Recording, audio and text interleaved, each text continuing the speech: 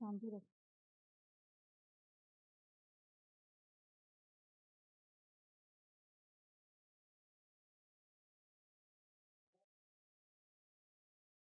Morning. Morning, everyone. सफलता एक रात में मिलने वाली चीज नहीं है। सफलता एक रात में मिलने वाली चीज नहीं है। कई रातें खराब करनी पड़ती है। आंखें बंद करके तो सिर्फ सपने देखे जाते हैं, पर उसे हासिल नींद गवा के करनी पड़ती है।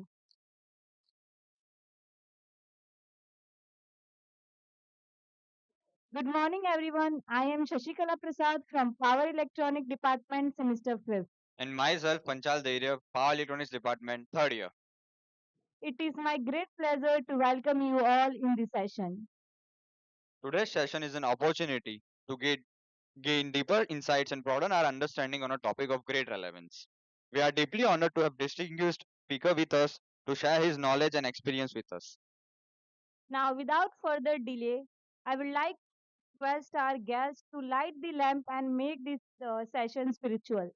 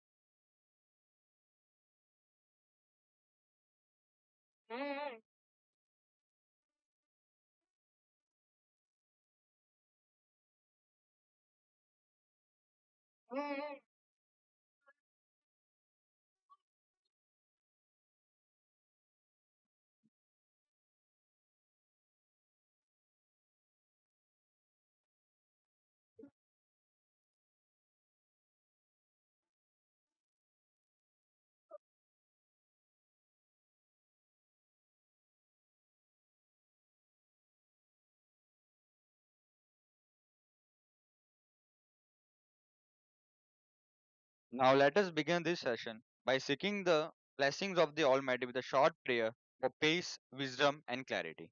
Please stand up on your places.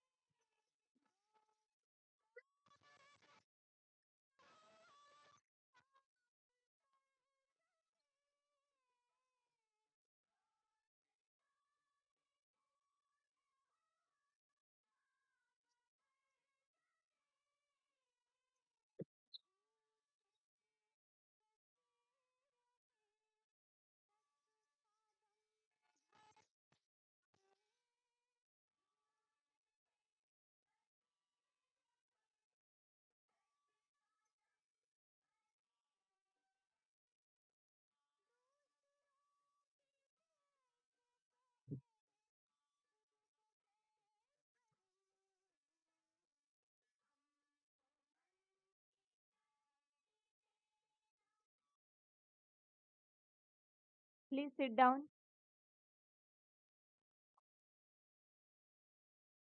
स्वीकारा हमारा आमंत्रण, हम ये उपकार समझते हैं। स्वीकारा हमारा आमंत्रण, हम ये उपकार समझते हैं। हर एक मन करे नित्य जहाँ आप कदम रखते हैं, जहाँ आप कदम रखते हैं। Let us honor and welcome our guest with a gesture of respect and gratitude. I would like to invite Dr. V.S. Parani sir, Principal of Vishwakarma Government Engineering College, to present the bouquet to respected speaker Shri Harish Jakmola in appreciation of illuminating influence.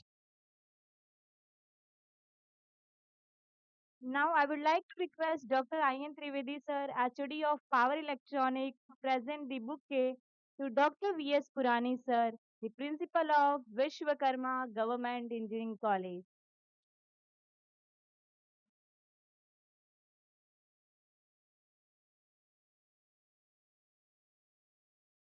Elevating quality standards, our next speaker brings 24 years of expertise in civil management with a distinguished academic background.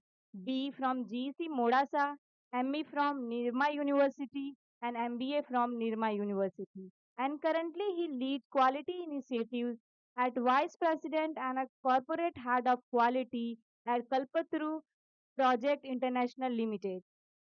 With rich experience at L&T Power, SGS India Private Limited, JMC Projects, and KPIL, our speaker is an expert in construction quality, QA, QC, and team leadership. They have developed training modules, quality manuals, SOPs, and digital tools for quality enhancement, led terms of 500 plus, and driven skills development across all workforce levels. Their work reflects excellence through the implementation of first time right, SS, Kaizen, and Six Sigma practices. And now, with a great respect, let us welcome him with a heartfelt round of applause.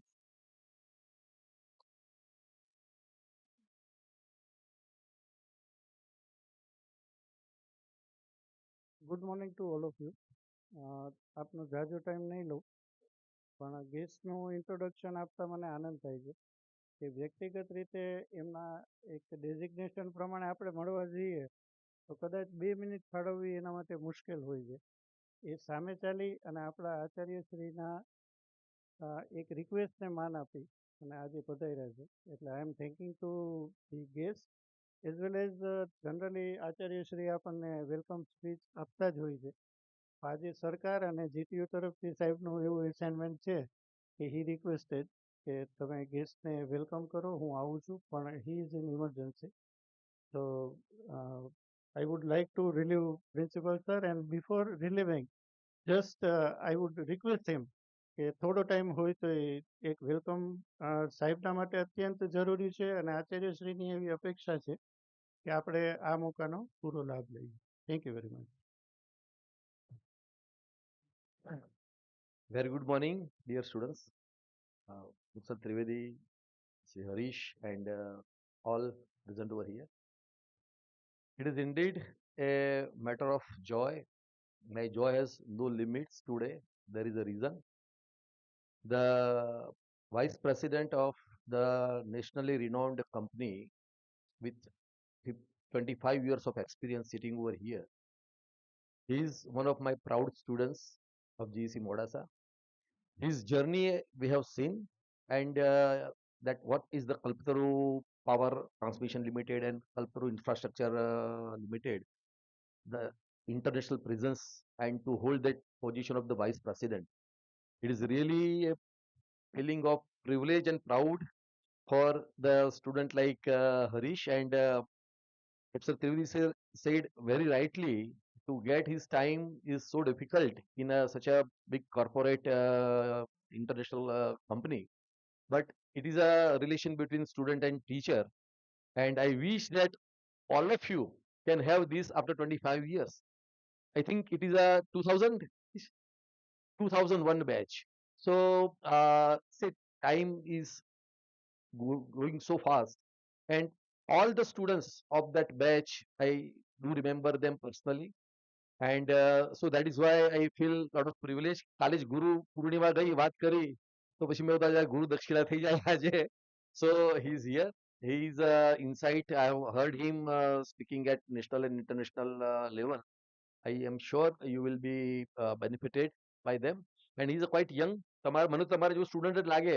He is a very big boss in his firm. પણ મારથી તેને સાહેબ તો કહેવાય નહીં, એને મને સાહેબ કહેવું પડે છે. But he is a very nice human being too. So I will say thanks to you, Harish. You give your time today.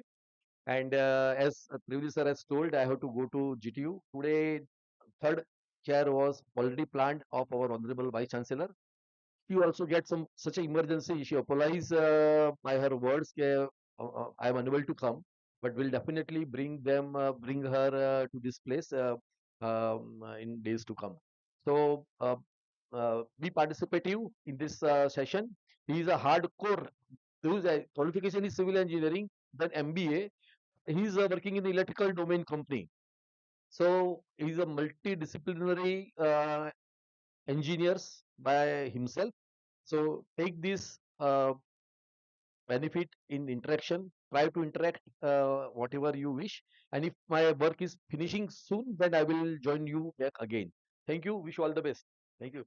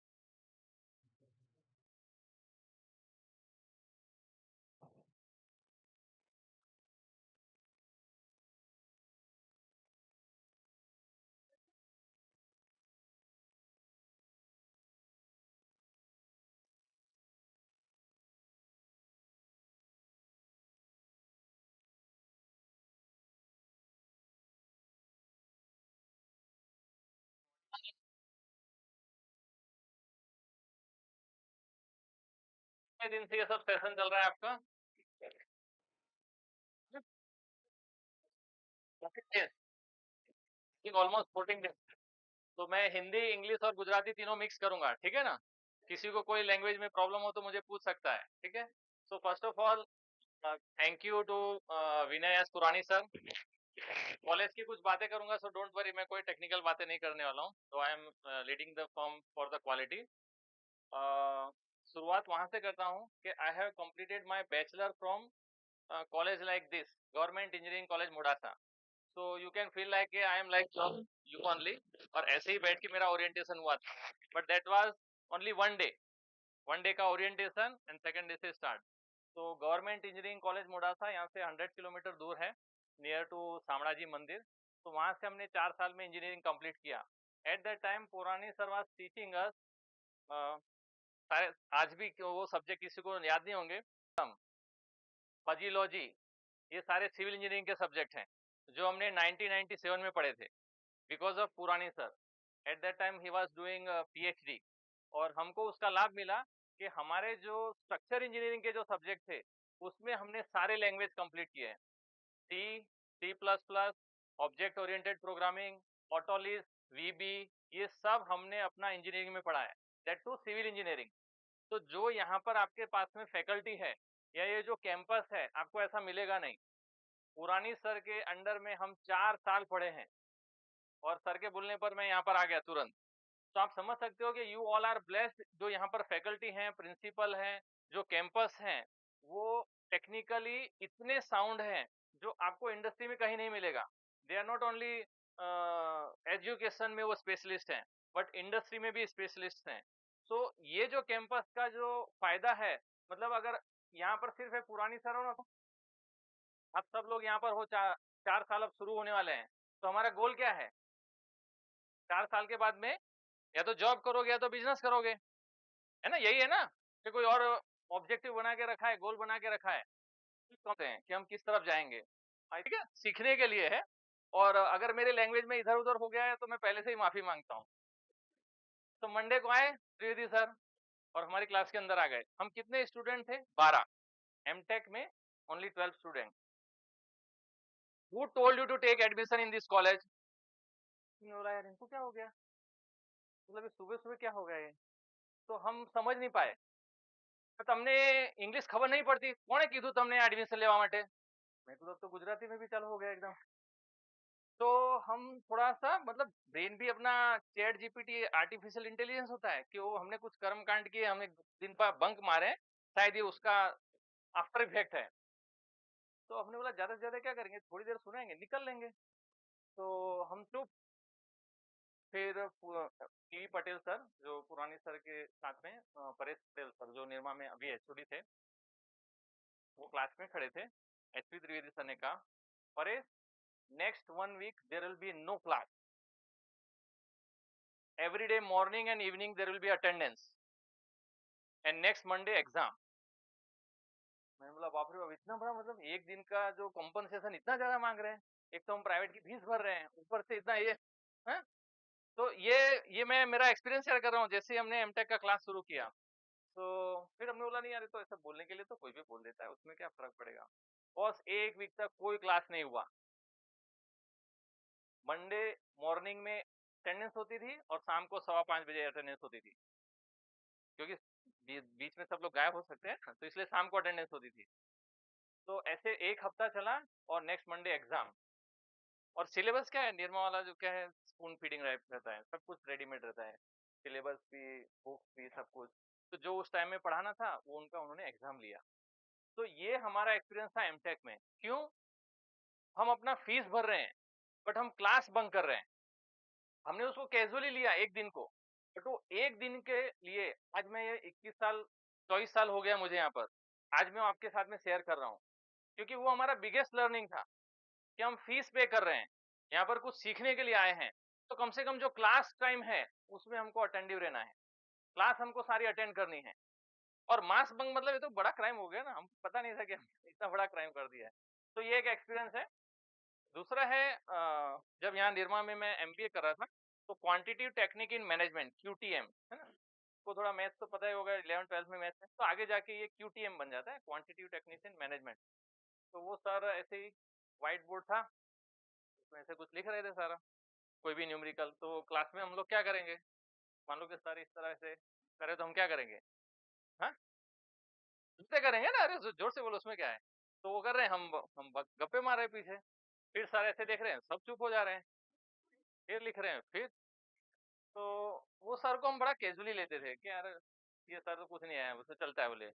नहीं मतलब पुराने सर टाइप और एचवी त्रिवेदी साहब हो तो थोड़ा सीरियसली रहना पड़ता है, बट कुछ फैकल्टी होते हैं ना, उनको हम बोलते हैं ठीक है यार चलेगा, कोई दिक्कत। तो आप क्लास में कुछ बातें करते हैं, कुछ लोग सीरियस रहते हैं, लेकिन इम्पैक्ट सब पे आता है। तो अचानक से सर ने फेस ऐसे चेंज किया और चौक डस्टर ऐसे रख दिया, और सर एक कहानी सुनाने लग गए। उनको पता नहीं चला कि सर क्या कर रहे हैं, बोले एक कहानी सुनाता हूँ। तो मैंने बोला यार क्यूटीएम से मैथ्स वाला पर्सन कहानी सुना रहा है। तो बोले मेरी मुंबई में जॉब लगी थी, जब मेरा एमबीए पूरा हुआ तो मुंबई में मेरी जॉब लगी। मुंबई कितने लोग गए हैं इसमें से, कोई है मुंबई? फिर तो मेरा काम आसान हो गया। तो मुंबई में क्या है, वेस्टर्न रेलवे और लोकल ट्रेन इस तरह का है ना, थोड़ा लफड़ा रहता है, अगर आप गए नहीं हो तो आप भूल जाओगे। तो बोले मेरी जॉब मुंबई में लगी, मेरे दोस्त की जॉब मुंबई में लगी, और हम लोगों को कोई एक कॉमन प्लेस में मिलना था और उसके बाद में ऑफिस में जाना था। तो हम सब लोग वहां पर आए, मैं वहां पर स्टेशन में पहुंचा, मेरा फ्रेंड पहुंचा नहीं। तो मैं इंतजार करता रहा कि यार ऑफिस में अभी तो टाइम से जाना है, 5 10 15 20 45 मिनट हो गए, और उसके बाद में वो आया फ्रेंड। बोले यार तू कहाँ चला गया था? बोले यार इतना लेट, इतने में तो तू वापस जाके आ जाता। तो बोले मैं वापस ही गया था घर पे, क्योंकि मैं भूल गया था, मैं रास्ता भूल गया था। तो हम सब हंसने लग गए क्लास में, यार सर बढ़िया यार, कैसे लोग हैं यार अपना रास्ता भूल जाते हैं। तो हम बहुत जोर से हंसने लग गए। सर ने क्या बोला कि मुझे भी हंसी आई थी, लेकिन फिर सर ने जो 360 डिग्री टर्न मारा, मतलब ऐसा ना प्रोफेसर लोग बड़े जबरदस्त होते हैं, तो क्या वाले घर का रास्ता भूल गए ना तो वापस पहुंच जाओगे, लेकिन अगर जिंदगी का रास्ता भूले तो रिटर्न नहीं जा सकते हो। लाइफ में आपने कोई डिसीजन ले लिया, अब वापस नहीं कर सकते हो उसको, वो सिर्फ फॉरवर्ड है। तो उसके बाद में उस सर को हमने बड़ा सीरियसली लिया कि अरे क्वांटिटी टेक्निक्स इन मैनेजमेंट के सर भी कहानियां सुना रहे हैं।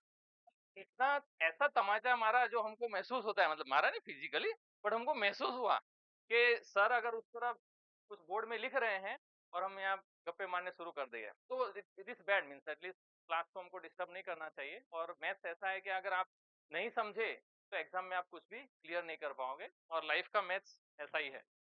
तो ये कुछ एक्सपीरियंस है कॉलेज के मैं जो शेयर कर रहा हूँ, तो आप सब लोग ऐसे मत करना, मैं तो विक्टिम हूँ उसका। क्योंकि अच्छे भी हो ना, गेहूं के साथ घुन भी पिसता है, तो आपको बंक तो मारना ही पड़ेगा। सब लोग मार रहे तो आप क्या करोगे? या तो सोशली बाहर हो जाओगे, बॉयकॉट हो जाओगे क्लास से। तो आपका करेक्टर ऐसा होना चाहिए कि आप सबको कन्विंस कर सको यार क्लास में रहो, कोई दिक्कत नहीं है, सैटरडे संडे जाके आओ। एक दिन की वजह आप 2 दिन एंजॉय करना चाहते हो, 2 की जगह 4 दिन एंजॉय करना चाहते हो, लेकिन उसका साइड इफेक्ट आ सकता है। तो ये जो फैकल्टी है सब, आप सीरियसली लेना बॉस, कोई मजाक में मत लेना। जो ये जितना अच्छा ज्ञान देके गए ना, वो हार्ड कोर है एकदम, टेक्निकली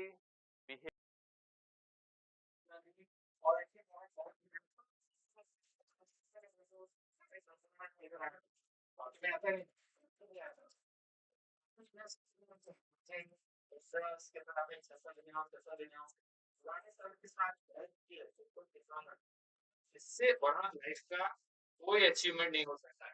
आप समझ रहे हैं कॉन्सेप्ट? हम हमारे कितना साइन कर रहे थे, पर साइन कैसे थे, कैसे हमें फेल कर रहे थे, नंबर आएगा तो साइन करवा ले।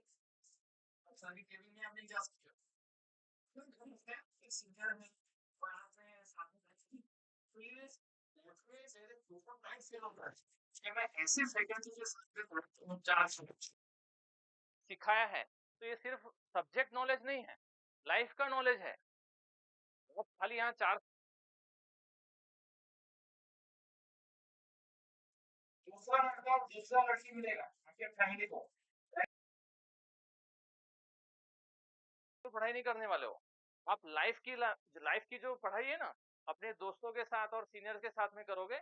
उस पॉइंट ऑफ व्यू से सब कुछ सुनना और समझना कि इसका क्या एप्लीकेशन मेरे लाइफ में कुछ मुझे हेल्प कर सकता है या नहीं। तो ये तो कॉलेज की इधर उधर की बात रही। अब सीधा पॉइंट पे आते हैं कि 4 साल में सर ने किसी कैंपस की भी बात कर रहे थे कुछ, कि कैंपस के सर को पहले से पहचानना। सुना था, सबने सुना था ना? कोई एक सर ने कैंपस के बारे में काफी कुछ कहा सर ने, और मुझे बहुत अच्छा लगा कि वो बोल रहे हैं कि 3rd सेमेस्टर से ही अपना बायोडाटा बनाना है, सीवी बनाना, अपडेट करना। तो आप ये सोचो कि 4th ईयर में आपको कैंपस चाहिए और आपको जॉब चाहिए, तो सर ने कहा था 1st ईयर से ही स्टार्ट करना, 1st ईयर से ही बायोडाटा बनाना। तो अगर सही में अगर लाइफ में आगे जाना हो तो क्या करना होगा? लाइफ में आगे जाने के लिए क्या करना होगा? आप ये समझने का कोशिश करो, जिस दिन आप कैंपस में इंटरव्यू देने के लिए जाओगे और उस दिन ऐसे वेल ड्रेस होके आ गए, बट ये कपड़े आपको पहनेंगे नहीं, पहनोगे उनको, वो नहीं पहनेंगे। समझ में मैं क्या बोल रहा हूँ? आप जब तक उस लाइफ को जी नहीं रहे हो, तब तक आपका अंदर कॉन्फिडेंस नहीं आने वाला है। तो सर का कहने का क्या मतलब था कि ये 4 साल में आप वो कैंपस को दिमाग में रख के कुछ भी काम करो, तो वो सोचना आपका बिहेवियर है, आपका अटेंडेंस है, आपका नेटवर्किंग है, आपका इंटरेक्शन विद फैकल्टी है। वो सब ऐसा नहीं है कि जिस दिन कैंपस में आ रहा हूं मैं अच्छे से बैठ गया हूं। फैकल्टी 4 साल आपको मॉनिटर कर रहे हैं, समझ रहे हो? ऐसा नहीं है कि जो एक्सटर्नल हम जैसे प्राइवेट से आएंगे हम आपको रिक्रूट करके और लेके चले जाएंगे, नहीं। 4 साल सारे फैकल्टी आपको मॉनिटर कर रहे हैं कि किसमें क्या कैलिबर है, और हर कोई आपको देख रहा है। चाहे हमको लगे कि हमको कोई नहीं देख रहा है, जैसे बिल्ली और उल्लू होते हैं ना, आंखें बंद कर लेते हैं भर दोपहरी में कि हमको कोई नहीं देख रहा है, ऐसा नहीं होता है। सो वो चारों 4 साल को अपने आप को बिल्ड करना है, करेक्टर को बिल्ड करना है, जिससे कैंपस के टाइम में का तुरंत सिलेक्शन हो जाए। ठीक है, तो उसके लिए क्या करेंगे हम? कैंपस के लिए कैसे तैयारी? हर कोई कैंपस के लिए जाना चाहता है ना। 4 साल के बाद में अच्छा पैकेज में सबको ज्वाइन करना है ना। कितना पैकेज चाहिए आपको 1 साल का लाइफ में? कोई गैस? हाँ, 1 CR, गुड। और 1 CR? मुझसे बात करो, मजा आएगा। और कितना चाहिए? 1 CR इन्होंने कहा है। फीमेल्स कितना पैकेज चाहिए आपको? समझने का कोशिश करो, आप मांगोगे नहीं तो मिलने वाला नहीं है, ये याद रखना। जो मांगोगे वही मिलेगा। इन्होंने 1 CR, किन्होंने बोला 1 CR, हाँ तो इनको 1 CR मिल जाएगा, क्योंकि ब्रेन उस तरह से काम करेगा। 1 CR ऐसे नहीं कि ऑफिस में गए, बैठ गए, कंप्यूटर में टाइप किया, ईमेल किया, 1 CR नहीं मिलेगा।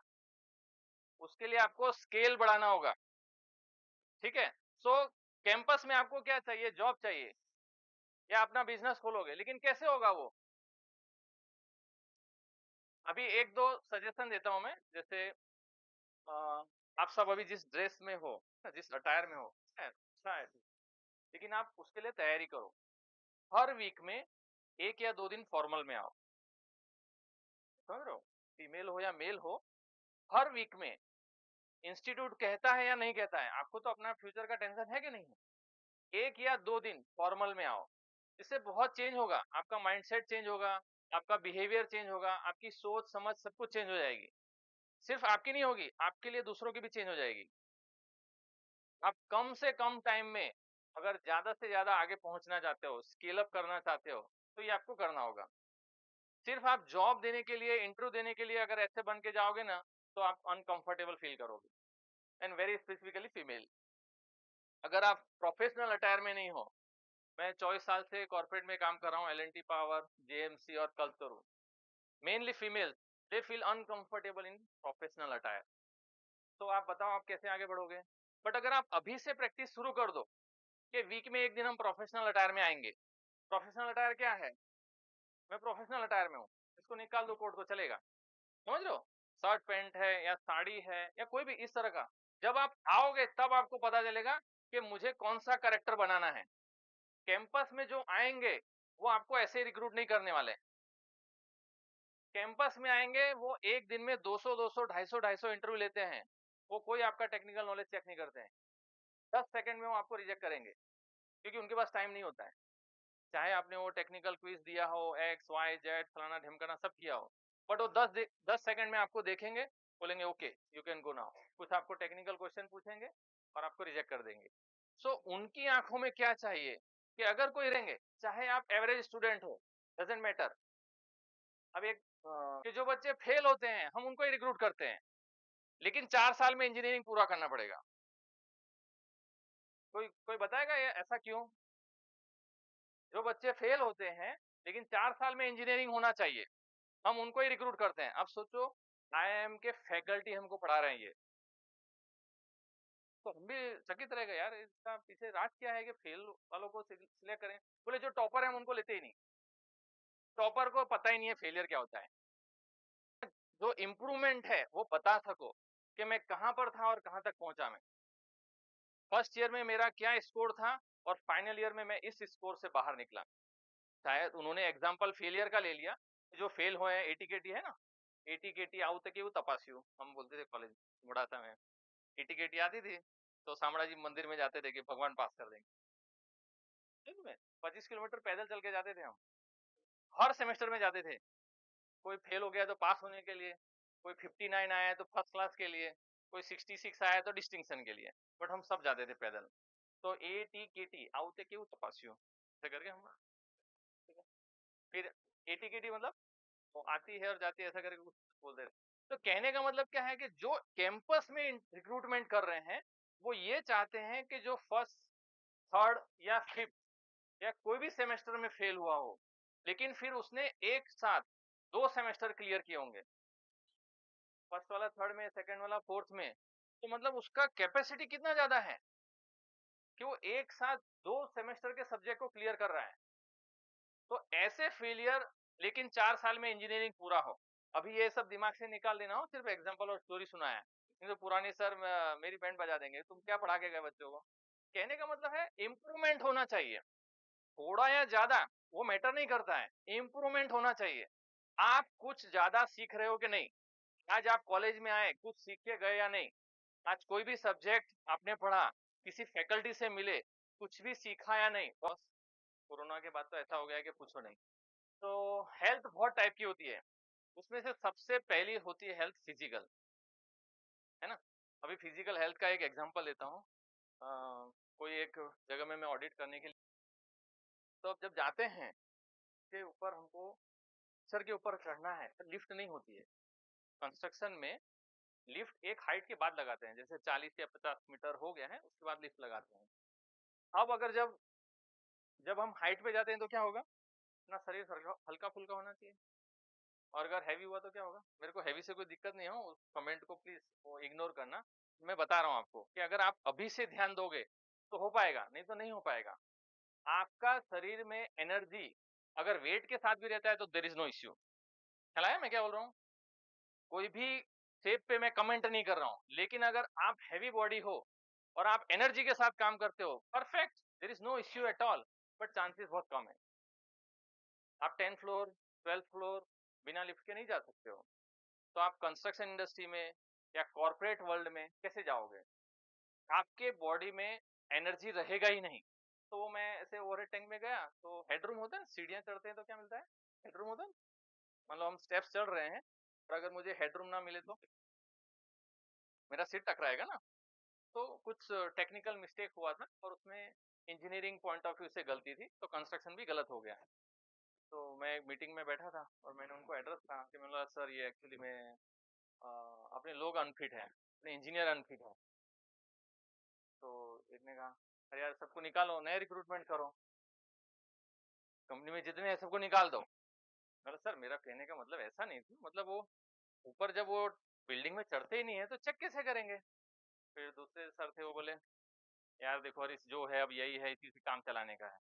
तो ये कॉर्पोरेट वर्ल्ड है उसकी मैं चीजें बता रहा हूँ। तो मतलब सर मेरा कहने का मतलब है कि अगर आप बिल्डिंग के ऊपर नहीं चढ़ रहे हो, टेक्नोलॉजी का यूज करो, वीडियो कॉल करो, कॉन्ट्रैक्टर सुपरवाइजर इंजीनियर्स जो ऊपर हैं उनको बोलो भाई वीडियो कॉल चालू कर, काम कैसे हो रहा है मुझे दिखा। तो ऐसा थोड़ी है कि भाई अगर हम हमारे पास में कुछ लिमिटेशन है तो हम आगे नहीं बढ़ सकते हैं, वो सबको सीखना होगा। लेकिन अगर आप फिजिकली फिट हो तो आपसे हर कोई डरेगा कि ये सर आते हैं कहीं पर भी पहुंच जाएंगे, समझ लो। कोई भी बिल्डिंग में कोई भी कॉर्नर में कोई भी डॉक्यूमेंट्स कोई भी फाइल कभी भी चेक कर लेंगे और आप इनको थका नहीं सकते हो ना। अगर मान लो फिजिकली फिट है तो आप थका सकते हो, नहीं थका सकते। तो अगर आप लोग अभी से ध्यान दोगे, अभी से ध्यान देने का मतलब क्या है, मैडम ने भी वो सब कहा ही था कि मीठा खाते हैं तो डायबिटीज शुगर तेल वाला वगैरह वगैरह। तो मैं ऐसा नहीं बोलूंगा मत खाओ, क्योंकि जीभ को तो कुछ चाहिए चाहिए, लेकिन 30 दिन होता है तो 30 दिन में से 4 या 5 दिन करो, 25 दिन थोड़ा डिसिप्लिन मेंटेन करो। सारे संडे खाओ जो खाना है ना, ऑल संडे फ्री, जो खाना है जो पीना है सोए रहना है सब कुछ करो। लेकिन बाकी के अगर आप 20 से 22 दिन या 25 दिन मेंटेन करते हो तो there will be no loss. वो 4 या 5 दिन का कोई लॉस नहीं होगा, क्योंकि अगर आपका इमोशन है कि मुझे चटपटा खाना है और आप नहीं खा रहे हो तो भी मेंटल वीकनेस आ जाएगा कि मैं मेरी इच्छा का काम नहीं कर रहा हूँ। कभी कभार कर लो, लेकिन वो जो प्रपोर्शन है वो कम होना चाहिए, वो बढ़ना नहीं चाहिए। तो सबसे पहले जो फिजिकल फिटनेस है उसके लिए आप बहुत कुछ कर सकते हो। उसमें से मैं मेरा एक एग्जांपल शेयर करता हूँ। मेरा 2016 को ही मैं यहाँ जॉब पे लगा, उस तक मैं फील्ड में साइट पे ही था, पान India. I am very much happy कि मैं कल्पतरु प्रोजेक्ट्स इंटरनेशनल लिमिटेड कंपनी में हूँ। मैंने इंडिया के 90% एयरपोर्ट विजिट किए हैं, 90% ऑफ द इंडिया, ठीक है।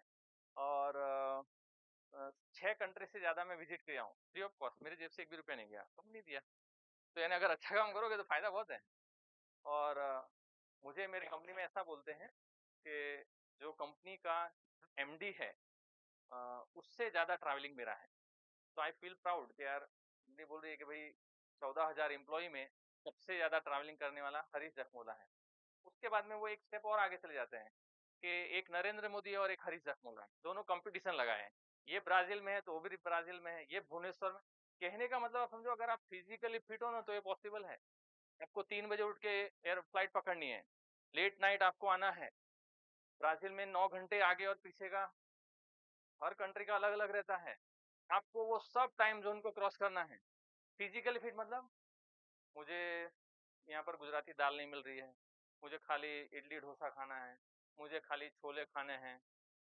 मतलब आप सोचो कि आप अगर फिजिकली फिट हो तो वो जो 1 CR है ना वो मिल जाएगा बॉस। बट सबसे पहले ये आएगा कि जहाँ पर आप उड़ीसा में गए, आप झारखंड में गए, नॉर्थ ईस्ट में गए, तो आपको आपका मनपसंद कुछ भी नहीं मिलने वाला है। तो 4 साल में वो सीखोगे कैसे कि जो पसंद नहीं है वो सब आपके साथ होने वाला है। अनईजीनेस फील होगा। तो उसके लिए अगर आप फिजिकली फिट हो तो ये सब आपको चीजें कोई भी प्रॉब्लम नहीं करेगी। क्यों पता है? आप खिचड़ी खा के काम चला लोगे। खिचड़ी हर होटल में मिलती है और हर स्टेट में मिलता है, समझ रहे हो? नहीं तो क्या होगा, आप बाहर का खाओगे, आपका पेट खराब होगा और 2-4 ऑपरेशन होंगे।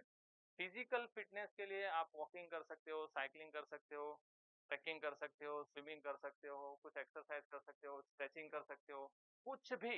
लेकिन आप आधा से 1 घंटा अपने शरीर को दो, तब जाके आपकी पढ़ाई होगी।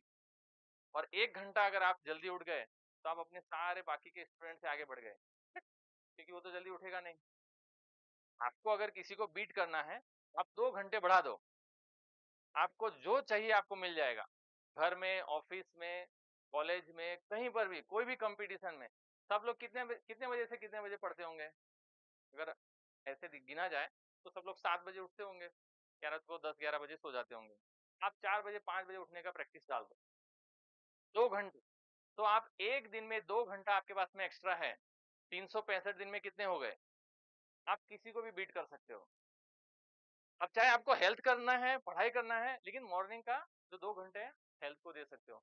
फिजिकल फिटनेस से ही आप जितना पैसा कमाओगे उतना एंजॉय कर सकते हो, करेक्ट ना?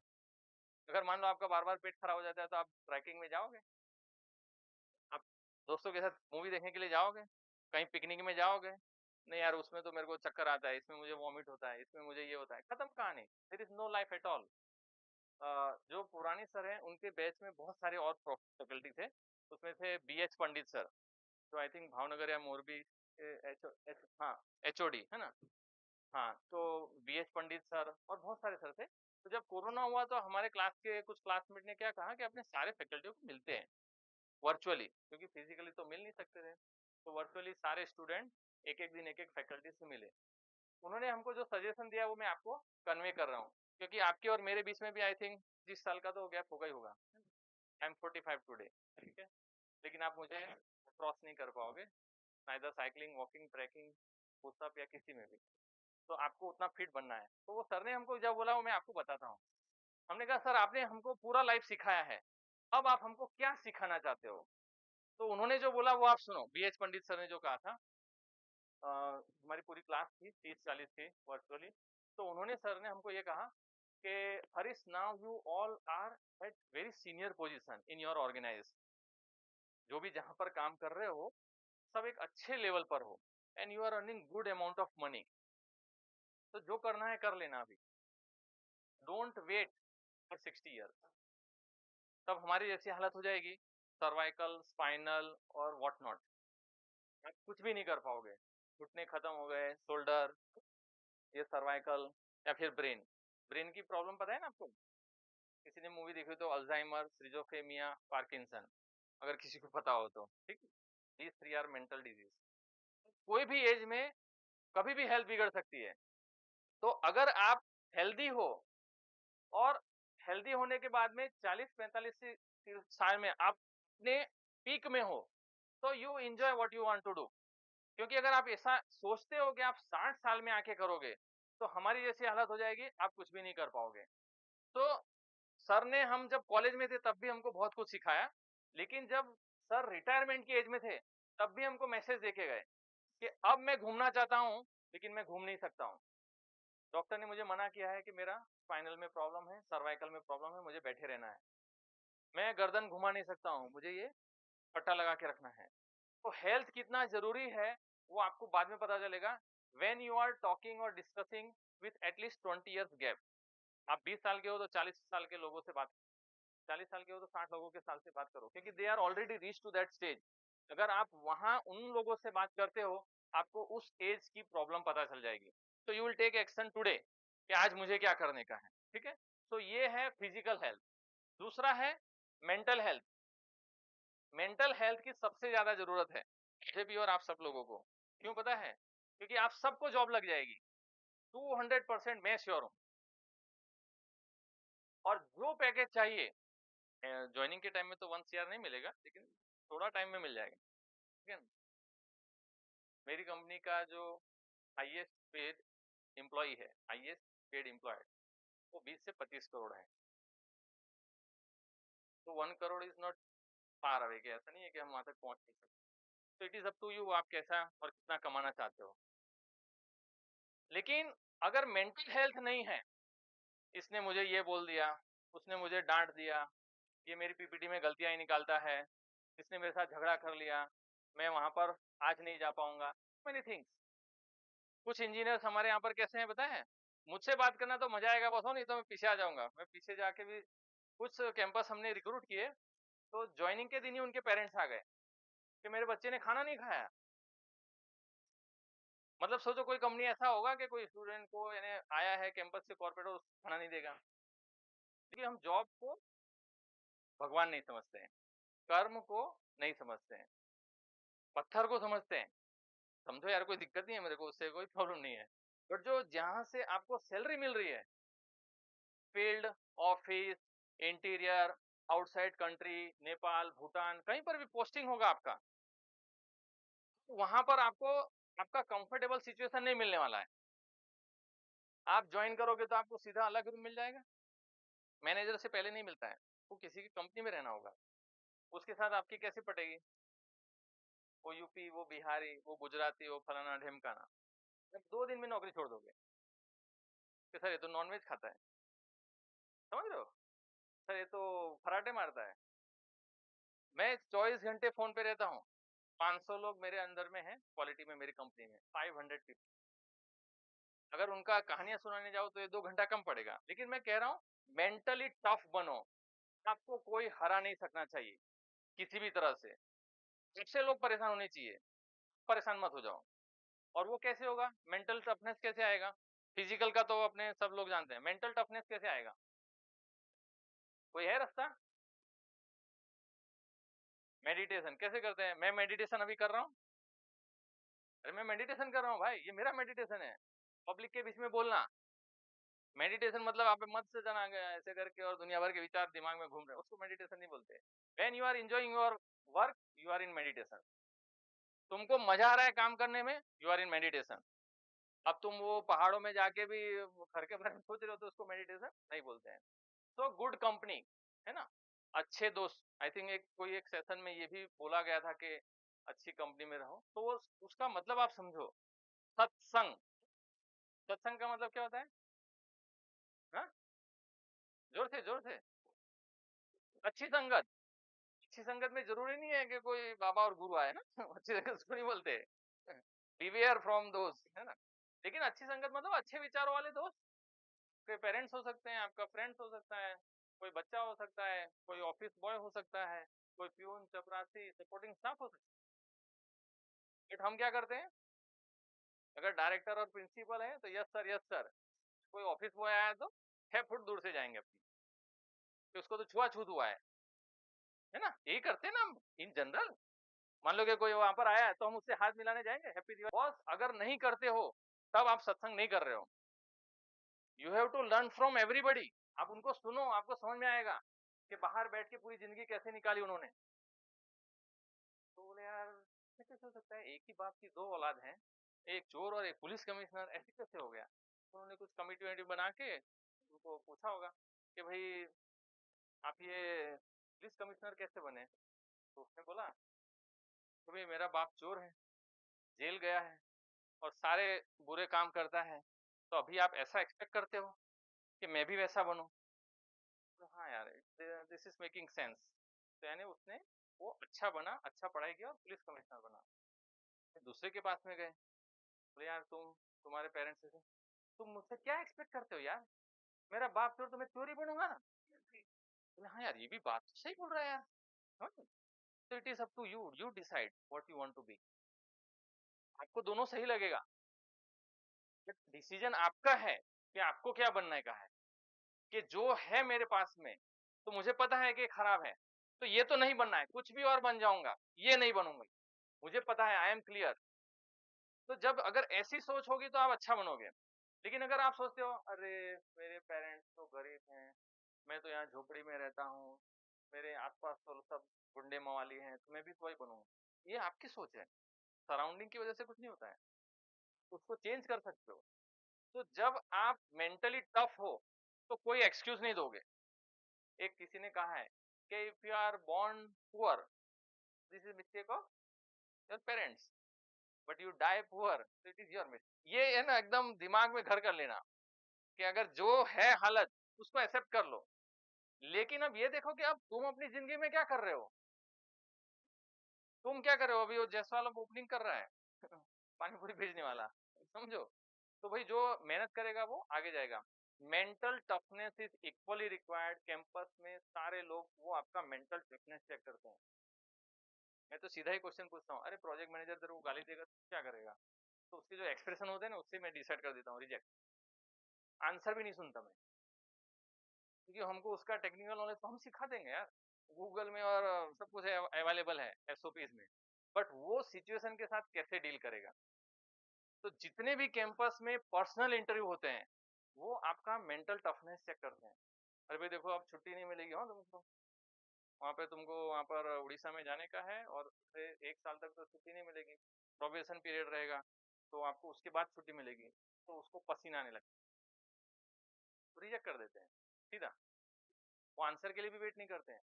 तो वो आपका मेंटल टफनेस चेक करते हैं कैंपस में कि भाई ये फिजिकली तो वो देख लेंगे आप कैसे बैठे हो, उससे उसको पता चल जाएगा, तो पोस्चर कैसा है वो देख के समझ में आ जाएगा। फिजिकल फिटनेस, अब तो कैमरे लगे हुए रहते हैं जहाँ आप मीटिंग करते हो ना, तो वहाँ किस तरह से चिट चैट कर रहे हो सब कुछ मॉनिटर होता है। बाद में फिर मेंटल टफनेस वो दो, और गार्बेज मतलब ऐसा मत अपने पेरेंट्स को जाके बोलेंगे आपने गार्बेज दिया है, फिर पता चला मेरे नाम पे एफआईआर फटी है कि भाई ये बच्चों को ऐसा पढ़ा रहा है।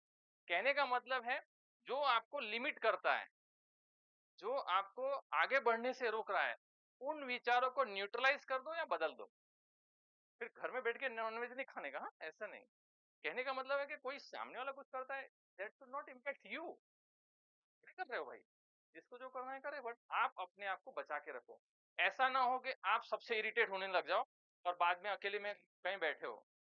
अभी तो 8वीं 9वीं 10वीं के बच्चे डिप्रेशन से बीमार है, डिप्रेशन से, किसी के साथ बातचीत नहीं करते हैं, मिलते जुलते नहीं है, तो वो मेंटल टफनेस अपने में होना चाहिए।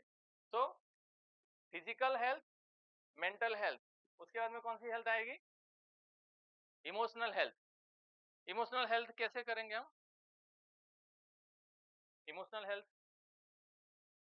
हम सब इमोशनल प्राणी है ना, रोते हैं ना हम तो और रुलाते भी हैं, तो हमको ये याद रखने का कि अगर जब मैं रो रहा हूँ तो मैं कैसे फील कर रहा हूँ, एम्पैथी। लेकिन एम्पैथी पे एक मैं स्टोरी सुनाता हूँ, किसी ने मुझे बहुत सारी स्टोरियां सुनाई है, तो मेरा काम यही है, किसी का मुझे सैलरी लेता हूँ, कोई काम नहीं करता, ठीक है। तो 2 फ्रेंड्स थे, वो जा रहे थे समुद्र बीच के, वहां पर साथ में पार्टी करते हैं, सब जाते हैं इधर, तो रास्ते में उनका झगड़ा हो गया, एक दूसरे से झगड़ा करने लग गए। जब घर से निकल गए थे तो आधे रास्ते से तो विड्रॉ नहीं कर सकते, तो उसमें से एक फ्रेंड था, उसने कुछ जमीन में कुछ लिखा ऐसे करके, फिर वो आगे बढ़ गया। फिर रात हो गई, रात हो गई तो क्या करेंगे, कैंप फायर करेंगे, आग जलाएंगे, डांस करेंगे, म्यूजिक बजेगा। फिर वही दूसरे फ्रेंड ने फिर से कुछ सर में लिखा, फिर सुबह हो गई, तो पहला वाला दोस्त बोलने लगा यार तू पहले भी कुछ लिखा, बाद में भी कुछ लिखा, व्हाट इज दिस। बोला तेरे साथ मेरा झगड़ा हुआ, मुझे बिल्कुल पसंद नहीं आया, मेरे को गुस्सा आया, सोचा तेरे को 2 चपार लगा दूं, नहीं कर सकते ना, साथ में निकले हैं, तो मैंने उसको जमीन पे लिखा जहाँ समुद्र की लहर आएगी और उसको मिटा देगी। तो I don't want to keep this bad memories, but जब हम साथ में डांस किए, नाचे, सेलिब्रेट किए, मैंने उसको पेपर में लिखा, क्योंकि मैं वो हमेशा याद रखना चाहता हूँ। तो that is the example of creating your emotional memory. तो अगर आप इमोशनल मेमोरीज क्रिएट कर सकते हो तो आप इमोशनली इंटेलिजेंट। अगर हर किसी से झगड़ा हुआ और सबको बाहर करने लग गए तो अकेले ही सोना पड़ेगा ना, अकेले ही रहना पड़ेगा, अकेले ही क्लास में जाना पड़ेगा, कोई टम्बर में कोई हेल्प करने वाला नहीं है। जैसे मेरे को कोई नहीं करता था, यार जीसी मारने दे मेरे को, बोला नो जीसी नहीं मारने का, तो बोले तुम साइड में जाओ अपना खुद बनाओ, कल हमारा देखो सबका साइन हो जाएगा, तुम्हारा ही साइन नहीं होगा। और जितने जीसी मारते थे उनका साइन हो जाता था, क्योंकि सही बनाते थे ना वो, एकदम परफेक्ट। ग्लास कॉपी सुना है किसी, अब सीखोगे ये सब लोग, जब आप आओगे तो अब सीखोगे ये सब ग्लास कॉपी किसको बोलते हैं। तो ग्लास कॉपी मतलब एक बल्ब लगाने का नीचे, एक ग्लास रखने का, पूरा विजिबल हो जाएगा, ड्राइंग कॉपी रखो, बना दो, 2 मिनट में काम खत्म, ठीक, दूसरे दिन सबमिशन करो, फुल मार्क। पर हम अपना सिंसियर अपने आप बनाने वाले, टेढ़ा मेढ़ा बने, ब्लैक हो जाए, रबर लगे, बोले ये क्या बनाया, ये ड्राइंग है इंजीनियरिंग का, कैसे बना के लेके आओ। हमने बोला वाह भाई, वो सब जीसी मारे, उनका साइन हो गया, अब हम खुद बना रहे। ऐसा भी होता है, बट डोंट वरी, आप सीख रहे हो। ग्लास कॉपी में वो सब्जेक्ट क्लियर कर लेगा, लाइफ में क्लियर नहीं कर पाएगा। तो हमेशा खुद ड्राइंग बनाओ, जितना भी है, इंजीनियरिंग ड्राइंग है, मैकेनिकल ड्राइंग है, हर सब्जेक्ट में कुछ ना कुछ ऐसा आएगा जिसमें आपको खुद बनाना होगा। तो वो सारा अगर खुद करोगे तो डेफिनेटली किसी को चीट नहीं कर रहे हो, इवन अपने सीनियर्स को भी। सो जब आप किसी को चीट नहीं कर रहे हो और आप अच्छी मेमोरी क्रिएट कर रहे हो, पसंद कर रहे हो,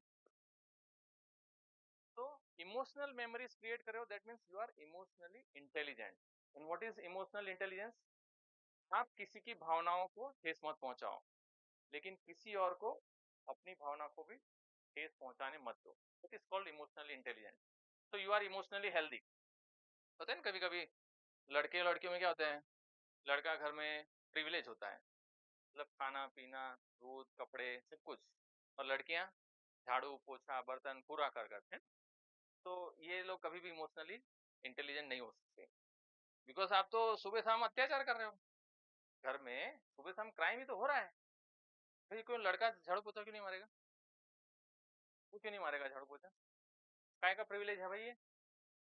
लड़की क्यों नौकरी नहीं करेगी? तो जब अगर आप ऐसे बैलेंस नेचर के हो और अपने भाई को भी आप बोलो अभी आज तेरा झाड़ू मारने का बारी है, तब आप समझना कि you are emotionally intelligent, you are not hurting your feelings.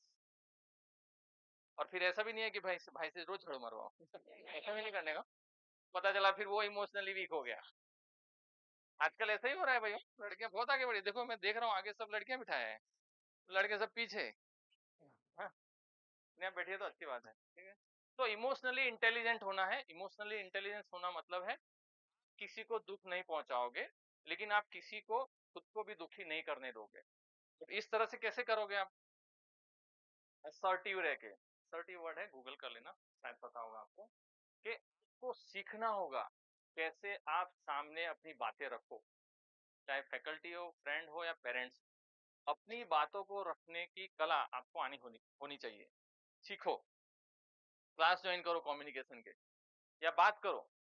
बात करते टाइम ऐसा होगा कि आप बात नहीं कर पा रहे हो, इससे एक बात याद आ गई, पंडित सर का थर्ड सेमेस्टर में हमको बोल दिया पंडित सर ने, स्पीक इन इंग्लिश ओनली, और हम हिंदी मीडियम से, स्पीक इन इंग्लिश ओनली। हमने बोला यार ये अब कौन सा है नया, मतलब रोज होता था मोड़ा में कुछ ना कुछ, हमको ऐसा लगता था हम पे ही अत्याचार हो रहा है। पूरे इतने गुजरात के इंजीनियरिंग कॉलेज है, हम ही चूज किए गए हैं, और सारे फैकल्टी एक एक से पहुंची हुई माया, पीएच पंडित, बीएस पुरानी, गांधी सर, वरिया सर, जीएन पटेल सर, सब। मैं बोला यार ये सब कहाँ से आ गए, एलडी से ट्रांसफर होके आ गए थे। हमने बोला इसी साल ट्रांसफर लेना था, हम अभी तो कॉलेज में आए हैं, सब के सब ट्रांसफर होके आए वहां पर। लेकिन हम गिफ्टेड चाइल्ड थे, जैसे मैं आज आपके सामने खड़ा होकर बोल रहा हूँ उसकी वजह से, लेकिन उस टाइम में ऐसा फील नहीं हो रहा था मुझे। उस टाइम में तो ऐसे ही बोल रहा था कि यार ये क्या होगा।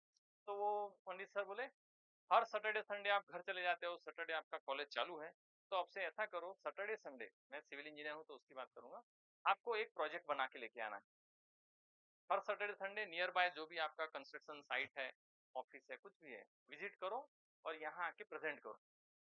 ज्यादा नहीं, बस 5 से 10 मिनट, लेकिन मैंडेटरी है, जो सैटरडे संडे घर पे जाएगा वो यहाँ आके प्रेजेंटेशन देगा। तो मैंने बोला तब तक तो ठीक है, फिर बोला ओनली इन इंग्लिश।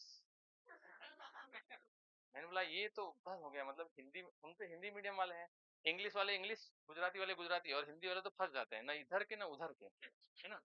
इंग्लिश वाले तो इंग्लिश में कुछ भी बोलेंगे तो लगता है प्रोजेक्ट किया है उसने। सच में ऐसे ही है कॉलेज में, अगर आप इंग्लिश में कुछ भी बोल दो, कुछ भी बोल दो, लगेगा ये प्रोजेक्ट किया है इसने, बेस्ट 10 आउट ऑफ 10। और हिंदी और गुजराती वाले अगर प्रोजेक्ट भी करके लाएंगे ना तो बोलेंगे कि यार इसने कुछ नहीं किया। तो नुकसान होता है, थोड़ा ध्यान रखिए, ठीक है। तो हम गए, तो मेरे पास में अंडरपास प्रोजेक्ट चला था, अंडरपास है ना, रोड में जाते हैं तो अंडरपास। तो मेरा एक फ्रेंड था बहुत, उसने अच्छा हेल्प किया, हमीदीपति बी श्रीराम किरण का नाम है। तो उसने मुझे बोला कि यार हरीश तेरे घर के पास में जो अंडरपास है वहां पर जा और कुछ सीख के आ जा। मैंने बोला फिर इंग्लिश में बोलना है वो, फिर देखते हैं करते हैं उसका कुछ। तो मैं थोड़ा इनिशिएटिव लेने में कि यार इंग्लिश सीखना है, कि यार इंग्लिश सीखना है। तो हमारे जो क्लासमेट थे हम पॉजिटिवली लेते थे, सरों की बातों को कभी नेगेटिव नहीं लिया। हम कैंटीन में, बस में, आते जाते टाइम, लंच अवर्स में, ब्रेक अवर्स में सिर्फ इंग्लिश में बातें करते। थोड़ा सा यहाँ से 2 घंटा लगता है, पूरे बस में इंग्लिश बोलते थे। तो हमको आती नहीं थी, क्या बोलते होंगे हम, सब कुछ इंग्लिश में। बॉस जो हो जाए बस इंग्लिश में बोलेगा, हिंदी में बोलना ही नहीं है। इंग्लिश मूवी, इंग्लिश न्यूज़पेपर, सब कुछ इंग्लिश, जो भी हो ना इंग्लिश में करने का। फिर 7th सेमेस्टर आया, हमारे हर सेमेस्टर में एक प्रोजेक्ट मैंडेटरी था। पता नहीं मोड़ासा नॉर्थ गुजरात यूनिवर्सिटी पाटन ये सिलेबस किसने लिखा था उस टाइम में। सारा मतलब कि हम आईआईटी कानपुर और खड़गपुर को भी बीट कर सकते थे उस टाइम में। वो स्टूडेंट भी हमसे पीछे रहते थे, ऐसा मोड़ासा था हमारा 97 से 2001। तो 7th सेमेस्टर आया, प्रोजेक्ट वर्क दिया था, सबको प्रोजेक्ट वर्क करवाया और हमने डिजाइन और कंस्ट्रक्शन दोनों का प्रोजेक्ट लिया था। खड़े होके मैंने मेरे जो पार्टनर थे सबने प्रेजेंटेशन दिया और पंडित सर थे एज यूजुअल। तो 3rd semester, 5th semester, 7th semester मैं बोला यार अब इनके सामने फजीती करवाएंगे, मतलब अपना क्लास तो ठीक है क्लोज हो जाते हैं तो चलता है सब बेइज्जती, तो दूसरों के सामने पूरा ऐसे ऑडिटोरियम में जो भी मोड़ासा का को बिठा दिया, बोले ये प्रोजेक्ट करके लेके आए हैं उनके सामने। पूरा सेशन हुआ, पंडित सर ने एक भी कमेंट नहीं दिया और बोला कि Harish has done great job and not only he did design and construction but anybody from 3rd or 5th semester take guidance from him how he have achieved this level from 3rd semester। उस दिन 3rd semester से 7th और 8th semester, मतलब आपको sir का कुछ अच्छा सुनने के लिए 2 से 2.5 साल इंतजार करना पड़ा। मतलब मैं ऐसा बोलता था कि ये सर कभी हमारी तारीफ भी करेंगे कि नहीं, मतलब वो हर चीज में ऐसा कुछ करते थे। लेकिन जो उनका इंटेंशन था हमारे पीछे, हम हर सैटरडे संडे यहाँ अहमदाबाद में सेप्ट है, सेप्ट का लाइब्रेरी का हमने पास बनाया हुआ था और हम सेप्ट में हर सैटरडे संडे लाइब्रेरी में रहते थे। मैडम भी उस दिन बोली थी ना कि मैं जो हाँ जो तोमर मैडम थी कि हरियाणा में, तो ये सब जो चीज है ना पूरा रिकॉल हो गया कि यार हम कैसे पढ़े थे। तो वो सेप्ट में क्या है कि आप कोई भी प्रोजेक्ट को बाहर नहीं लेके जा सकते हो, अंदर से जेरोक्स करवाना पड़ता है। तो आपको पैसे भी खर्चा करना पड़ेगा, 50 पैसे से 1 रुपए का हमारा एक जेरोक्स आता था और आप पूरा प्रोजेक्ट जेरोक्स नहीं कर सकते हो, फोटोकॉपी कुछ पेजेस आप कर सकते हो, फिर आपको प्रोजेक्ट बना के सबमिट करने का। इस तरह का जो हमारा ट्रेनिंग सेशन रहा हमारा पूरा बीटेक 4 साल में, तब जाके हम यहाँ पर आए हैं। तो जो फिजिकल फिटनेस, मेंटल फिटनेस और इमोशनल फिटनेस, इमोशनल हेल्थ, ये बहुत जरूरी है। लेकिन वो कैसे बनेगा, जब आप सोशल हेल्थ अच्छा रखोगे। अगर इमोशनल हेल्थ अच्छा रखना है तो आपको सोशल हेल्थ अच्छा रखना है। सोशल हेल्थ मीन्स हर किसी से बात करना है। अगर आप सिविल इंजीनियरिंग में हो, यहाँ पर जैसे शायद आईटी, कंप्यूटर और बाकी ब्रांच से भी होंगे, वो बोलेंगे कि यार हम तो वांटेड चाइल्ड हो गए, सारा कंस्ट्रक्शन का बात चल रहा है। लेकिन डोंट वरी, मैं इसका बैलेंस कर दूंगा। अभी हम प्रोग्रामिंग करते हैं हमने कंपनी में, तो हम कुछ भी मान लो हमारे 300 प्रोजेक्ट हैं, how you will monitor those 300 projects. Email female करके तो हो नहीं पाएगा, हार्ड कॉपी फैक्स और ये सब तो होता नहीं है, अभी तो सब डिजिटल का जमाना है। तो हमको बड़ा लो फील होता था कि यार हम सिविल और मैकेनिकल और इलेक्ट्रिकल इंजीनियर हैं और आईटी कंप्यूटर है, सीधा 25 लाख 30 लाख और एसी ऑफिस, है ना, ऐसे ही है ना। कितने लोग हैं आईटी कंप्यूटर या इलेक्ट्रॉनिक्स में, सब सारे वही है भाई। मैं दुश्मन मैं मैं दुस मैं दुश्मनी मोल ले रहा हूँ, ठीक है। तो मुझे एक्सक्यूज करना, लेकिन कोर इंजीनियरिंग जो है that is civil, mechanical and electric, core engineering. और ये जो बाकी सब है वो सिविल, मैकेनिकल और इलेक्ट्रिकल के लिए काम करता है। समझने का कोशिश करना, हो बुरा मत लगाना, मैं आपके लिए भी अच्छा बोलूंगा। तो अब कैसा है, हमको 300 प्रोजेक्ट को हमको मॉनिटर करना है और it is a civil engineering, mechanical engineering, electrical engineering. So जो आईटी पर्सन होते हैं, कंप्यूटर आईटी स्पेशलिस्ट होते हैं, वो हमको दिए जाते हैं कि आप इनसे प्रोग्राम बनवाओ और उनको पूरा सिविल इंजीनियरिंग, मैकेनिकल और इलेक्ट्रिकल इंजीनियरिंग समझना होता है।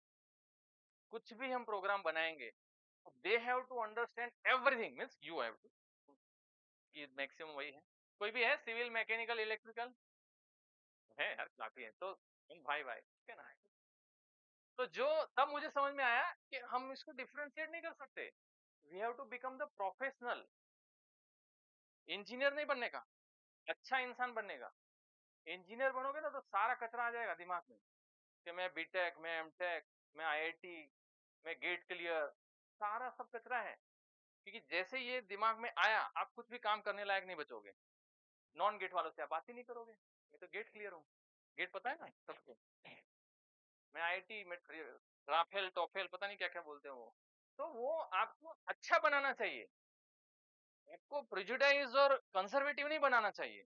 अगर आप सबसे सोशली कनेक्टेड नहीं हो, जैसे मैं साइकिल चलाता हूँ अहमदाबाद में, तो मैं सैटरडे संडे 80 किलोमीटर चलाता हूँ, मतलब सिंगल डे में 40 किलोमीटर। तो 7 साल से मेरा प्रैक्टिस है कि मैं यहाँ से पूरा रिवर फ्रंट एंड तक जाता हूँ, या धोड़ेश्वर महादेव जो। और फिर मुझे ऐसे क्लिक हुआ कि यार इसका साइकिलिंग का कुछ एडवांटेज लेते हैं। तो जितने भी मेरे फैकल्टी, जितने भी मेरे दोस्त, सबसे मैं संडे और सैटरडे सुबह मिलता हूँ। तो मेरा जो नेटवर्किंग है इतना स्ट्रांग हो गया, और ये जो वाइब्स मुझे मिली, एनर्जी मिली, ये जितने भी फैकल्टी हैं इन सबको मैं सुबह मिलता हूँ 7 बजे 6 बजे। आप इमेजिन कर सकते हो, सैटरडे संडे सबको, यानी परेशान करना ही हुआ ना एक टाइप का, कि सुबह जाके पहुंच जा रहे हो आप, और बदले में आप मांग रहे हो कि चाय नाश्ता भी खिलाना पड़ेगा आपको। सुबह आए 40 किलोमीटर में कितनी एनर्जी कैलोरी बंद हो जाएगी। तो पुराने सर, पंडित सर, फिर नीलम मैडम, और बहुत सारे मेरे फ्रेंड्स कॉलेज के, बीटेक, एमटेक, एमबीए के, हम सब सुबह ही मिलते हैं। तो टाइम सेविंग कितना हो गया, नेटवर्किंग कितना अच्छा हो गया, और इससे हम सोशली एक इफेक्टिव पर्सन बनते हैं। कोई ऐसा नहीं कि प्लान करके करने का है, बट अगर आप सोशल हो तो आपको आपका पढ़ाई के बाद में आपको कुछ और दिखाई देगा। आजकल लोग स्ट्रेस में क्या कर लेते हैं, उनको कुछ भी दिखाई नहीं देता है। सोचो कैसा सिचुएशन होगा लाइफ में कि उनको कुछ भी दिखाई नहीं देता है, एंड देयर सुसाइड। तो कहने का मतलब है कि अगर आप सोशल हो तो आप किसी से मिलने चले जाओगे, किसी के शॉपिंग के लिए चले जाओगे, मूवी के लिए चले जाओगे, काउंसिल करने के लिए चले जाओगे, बात करने के लिए चले जाओगे। बट वो क्या आपने टाइम बना के रखा है कि आप सोशली कैसे कनेक्टेड रहोगे? अगर आप सोशली कनेक्टेड हो तो बहुत फायदे हैं, आप अनबीटेबल बन जाओगे। सच बोल रहा हूँ, जो इंजीनियरिंग आप जिसमें भी कर रहे हो ना, वो तो आप हो ही जाओगे। 2-5% कम या ज्यादा उससे कुछ फर्क नहीं पड़ेगा। लेकिन अगर आप सोशल हो, आपको ऑफिस में कोई हरा नहीं पाएगा। आप समझ रहे हो, किसी से काम लेना, किसी को काम देना, किसी के साथ काम करना, ये ऐसी स्किल है जो किसी किताब में लिखी नहीं है। You learn by your experience. अपने आप को मार कर आप सीखते हो। क्योंकि मान लो मुझे ये पसंद नहीं है, अब इसी के साथ प्रोजेक्ट करना है, और ये खाली रात को ही काम करता है, अभी आप सबको प्रोजेक्ट दिए जाएंगे, ठीक है, तो ये उठेगा ही नहीं, और आपको सारा प्रोजेक्ट करना पड़ेगा। तो आप तो बोलोगे ना कि नहीं सर उसने कुछ भी काम नहीं किया, सब मैंने काम किया है? वो कॉलेज में sir, when you will be having art of tolerance, art of compromise, you will be master in social, है ना। मुझे एक सर ने कहा था कि हरीश तुम इतना ट्रैवलिंग करते हो, 365 दिन में से 200 दिन ट्रैवलिंग करते हो, तो आप फैमिली को कैसे? मैं बोला सर मैं जॉइंट फैमिली में रहता हूँ, 9 लोग हैं मेरे घर। तो बोले वो सबको कैसे मैनेज करते हो? मैं बोला सर आर्ट ऑफ टॉलरेंस। सब लोग क्या बोलते हैं कि यानी किसी को टॉलरेट मत करो, है ना, ऐसे बोलते हैं। मैं बोला सर अगर 99% तक का टॉलरेंस लेवल हो तो you will be socially very effective. मेरे हिसाब से ही काम क्यों होना चाहिए? बोला नहीं आज नहीं यार, कल मूवी देखने जाएंगे, ठीक है कल चलते हैं। नहीं कल नहीं यार, आज ही चल रहे हैं, ठीक है अभी चलते हैं। तो सामने वाले के पास में कोई आंसर है, लेकिन आपको अपने आप को मारना पड़ेगा। You kill your self and you will win socially, है ना। मतलब आपको अगर सोशल बनना है तो, मतलब कोई भी किसी के घर फंक्शन है, आपको बुलाया है, नहीं मेरे को नहीं आना है, मैं उस फोटो, जो भी आपको सोशली आपको अगर इफेक्टिव बनना है, उसका सबसे ज्यादा फायदा आपको खुद को ही होने वाला है। क्योंकि जब भी आप जॉब करोगे या कोई बड़ा असाइनमेंट लोगे, आपके पास तभी लोग आएंगे जब आप सोशल हो, नहीं तो कोई नहीं आने वाला है। और आर्ट ऑफ टॉलरेंस का बेस्ट एग्जांपल कौन है? जो कोई भगवान में मानते होंगे तो उनका होगा, मैं तो थोड़ा कम मानता हूँ, शंकर भगवान। कैसे, कोई बताएगा शंकर भगवान क्यों आर्ट ऑफ टॉलरेंस है? उन्होंने जहर पिया, है ना, नीलकंठ बोलते, गले में नीला, ऐसे कोई फोटो वोटो सब अपने घर में लगा के होंगे, पेरेंट्स ने कहानी सुनाई होगी कि नहीं सुनाई होगी, सबने सुनाई होगी, तो उसका मीनिंग समझाने की और समझने की कोशिश करता हूँ कि जहर पीना, जहर पीने से क्या होगा, यू विल डाई। वो जहर क्या है, इट इज नॉट फिजिकल जहर। आप सब जब सोशली हो गए तो हर कोई एक दूसरे की बुराई करेगा, उसको अगर पचाने की क्षमता है देन यू आर शंकर भगवान, आर्ट ऑफ टॉलरेंस। और वो सारा यहाँ रखना है, पेट में जाओगे तो पेट खराब, और किसी दूसरे को बोल दिया, खत्म कहानी। अच्छा उसने मेरे बारे में ऐसा बोला। तो जब आपको अगर शंकर भगवान जी का 1% भी आप अगर फॉलो करते हो, तो ये जहर पचाने की हिम्मत रखना, सोशली अगर होना है तो उससे क्या होगा, आप सोशली अच्छे बने रहोगे और लॉन्ग टर्म में हर कोई समझ जाएगा कि उसने रिश्ता बचा लिया, चाहे भाई बहन का था, पेरेंट्स का था, फ्रेंड्स का था, या एनीथिंग, या एक टीचर और स्टूडेंट का। अभी जैसे मैं अब कुछ कुछ आपको बताता हूँ, हम जब थे ना तो हमारे सारे फैकल्टी एक दूसरे के साथ बड़ा झगड़ते थे, एकदम एंटी थे। कुछ कुछ मैं मतलब मेरे को तो सब कुछ याद है एकदम।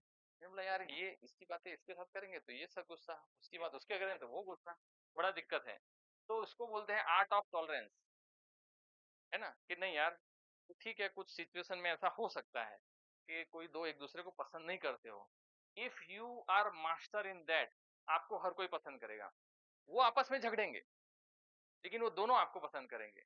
अगर इस आर्ट को आपने बना लिया तो you will be very successful in your any career, family, health. अभी जैसे परसों संडे की बात बताता हूँ, मेरा अभी प्रमोशन हुआ, ये जस्ट 3 दिन पहले ही मैं वाइस प्रेसिडेंट था।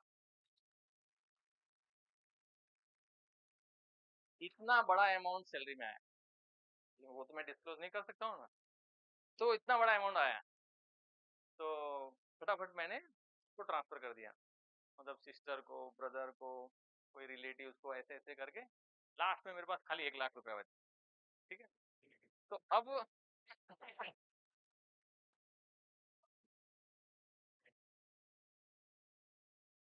मतलब इससे बहुत, मतलब बहुत ज्यादा मैंने ट्रांसफर किया हूँ, ऐसा मत सोचना मेरी सैलरी 1 लाख रुपए है। जिस लेवल पे हूँ उसमें एंट्री में आजकल 1 लाख हो जाता है, तो मैंने सबको ट्रांसफर कर दिया। ठीक है, अब जब ट्रांसफर कर दिया तो जिस जिसको ट्रांसफर किया वो भी तो एक दूसरे से बात करेंगे ना। अब मैं इधर की उधर नहीं करता हूँ, मैं शंकर भगवान को फॉलो करता हूँ, लेकिन वो एक दूसरे से बात करने लग गए। हाँ नहीं, है नहीं कि हरीश ने ऐसी हेल्प की तो वो बोले अच्छा इसको हेल्प किया, मेरे को तो किया है तो मैं इसको बोलूं या नहीं बोलूं, यानी सब लोग एक दूसरे से बात करने लग गए। फिर मैं साइकिलिंग करके ऐसे वापस आया घर। He will not discuss here and there. Investment करोगे ना, आपको बैंक में बैंक बैलेंस तो बढ़ता ही जाएगा, बहुत अच्छा बढ़ेगा, लेकिन आपको जब चाहिए तो जितना अमाउंट चाहिए मिल जाएगा, क्योंकि आपके साथ सारे लोग खड़े होंगे। तो जब आप इन्वेस्टमेंट इंसानों पे करोगे या खुद के ऊपर करोगे, ठीक है ना, तो आपको कोई बैंक बैलेंस की जरूरत नहीं पड़ेगी और पैसा बढ़ता ही जाएगा। तो do not worry about expenses, earning कैसे करोगे वो सोचो, और अभी से ही आप सब शुरू कर सकते हो। तो अपना नेक्स्ट है फाइनेंशियल हेल्थ। ठीक है ना, सोशल हेल्थ के बारे में फाइनेंशियल हेल्थ भी डिस्कस करना पड़ेगा ना। 4 साल में 2-3 लाख का धुआं करोगे, 2-3 लाख से तो ज्यादा ही होगा मेरे, तो जो धुआं करोगे, और प्राइवेट कॉलेजों में तो 25-30 लाख नॉर्मल है। तो फाइनेंशियल हेल्थ के बारे में समझो आप अभी से, कैसे करोगे, कमा सकते हो आप सब लोग, ऑफकोर्स कमा सकते हैं। हमारे क्लास में एक इलेक्ट्रॉनिक्स हमारी बैच का प्रबाल रक्षित, वो 3rd ईयर में 1st ईयर को पढ़ाता था कॉलेज में ही। अरे मैं बोला ये इंसान है क्या है, कॉलेज में अभी जॉब चालू कर दिया। अपूर्वा और प्रबाल रक्षित, गूगल भी कर लेना, ठीक है। तो वो चालू सेमेस्टर में 1st ईयर को पढ़ाते थे और फैकल्टी उनसे घबराते थे, कौन सी रेफरेंस बुक पढ़ के आया होगा, हमको 4 क्वेश्चन पूछेगा। बोलता हूँ मोडासा में स्टूडेंट से फैकल्टी परेशान होते थे, और कितनी रेफरेंस बुक, एक न्यूमेरिकल को या एक क्वेश्चन को, वो इलेक्ट्रॉनिक्स में था, 5-5 रेफरेंस बुक से समझते थे हम। 5 बुक अलाउड था ले जाना, कोई भी एक सब्जेक्ट का एक बार में 5 बुक ले जा सकते हो। तो एक ही सब्जेक्ट का 5 बुक लेके जाते थे, और एक ही न्यूमेरिकल को 5 बार 5 मेथड से समझ के आते थे। तो सर क्या करेंगे, एक मेथड से समझाएंगे, सर इसको वो फॉर्मूला से भी कर सकते हैं, इससे भी कर सकते हैं। बोले यार ये बेइज्जती करवा रहे हैं पूरे स्टूडेंट के सामने, तो उसको फैकल्टी बना दिया। न्यूज़पेपर में कोई भी हो ना, फैकल्टी वाइवा में क्या पूछेगा, कुछ करंट अफेयर्स या कुछ फॉर्मूले या वगैरह वगैरह, तो कुछ भी नहीं पूछता था, क्योंकि वो सामने से जब पूछेगा तो क्या होगा, समझो। वो न्यूज़पेपर का एक एक कोना उसको पता होता था। उसने टाइम्स ऑफ इंडिया हॉस्टल में लगा के रखा था। हम उसके हॉस्टल में जाके थोड़ा न्यूज़पेपर पढ़ लेते थे। तो हम बोलते थे कि अरे नहीं, सर ने कुछ पूछा ही नहीं मुझे, मैं क्यों पूछेगा, है ना? अपने कपड़े क्यों उतरवाएगा कोई स्टूडेंट के सामने। इतना मास्टरपीस था वो। अपूर्वा और प्रबल रक्षित दो थे, इलेक्ट्रॉनिक्स विंग से थे। तो कहने का मतलब क्या है कि फाइनेंशियल हेल्थ पे ध्यान रखो। जो मैं पढ़ाने जाऊंगा तो आप उसको अलग ढंग से stock market, trading, YouTube channel, ये सब आप सीख सकते हो along with your इंजीनियरिंग। देखो इंजीनियरिंग का ही करो, है ना, इंजीनियरिंग फर्म को स्टडी करो, इंजीनियरिंग के चैनल बनाओ, इंजीनियरिंग के एलएमएस बनाओ, है ना, ये सारा। अब ये सब जब बनाओगे तो ये सब क्या है, अपना लास्ट, मेरे पास में कितना टाइम है, 15 मिनट है, ठीक है। तो इसके बाद का लास्ट जो अपना हेल्थ आता है वो आता है इंटेलेक्चुअल हेल्थ, है ना, जो आपका दिमाग है, जो क्यूरियोसिटी है, या जो आपने डेवलप किया है उसके मालिक हो।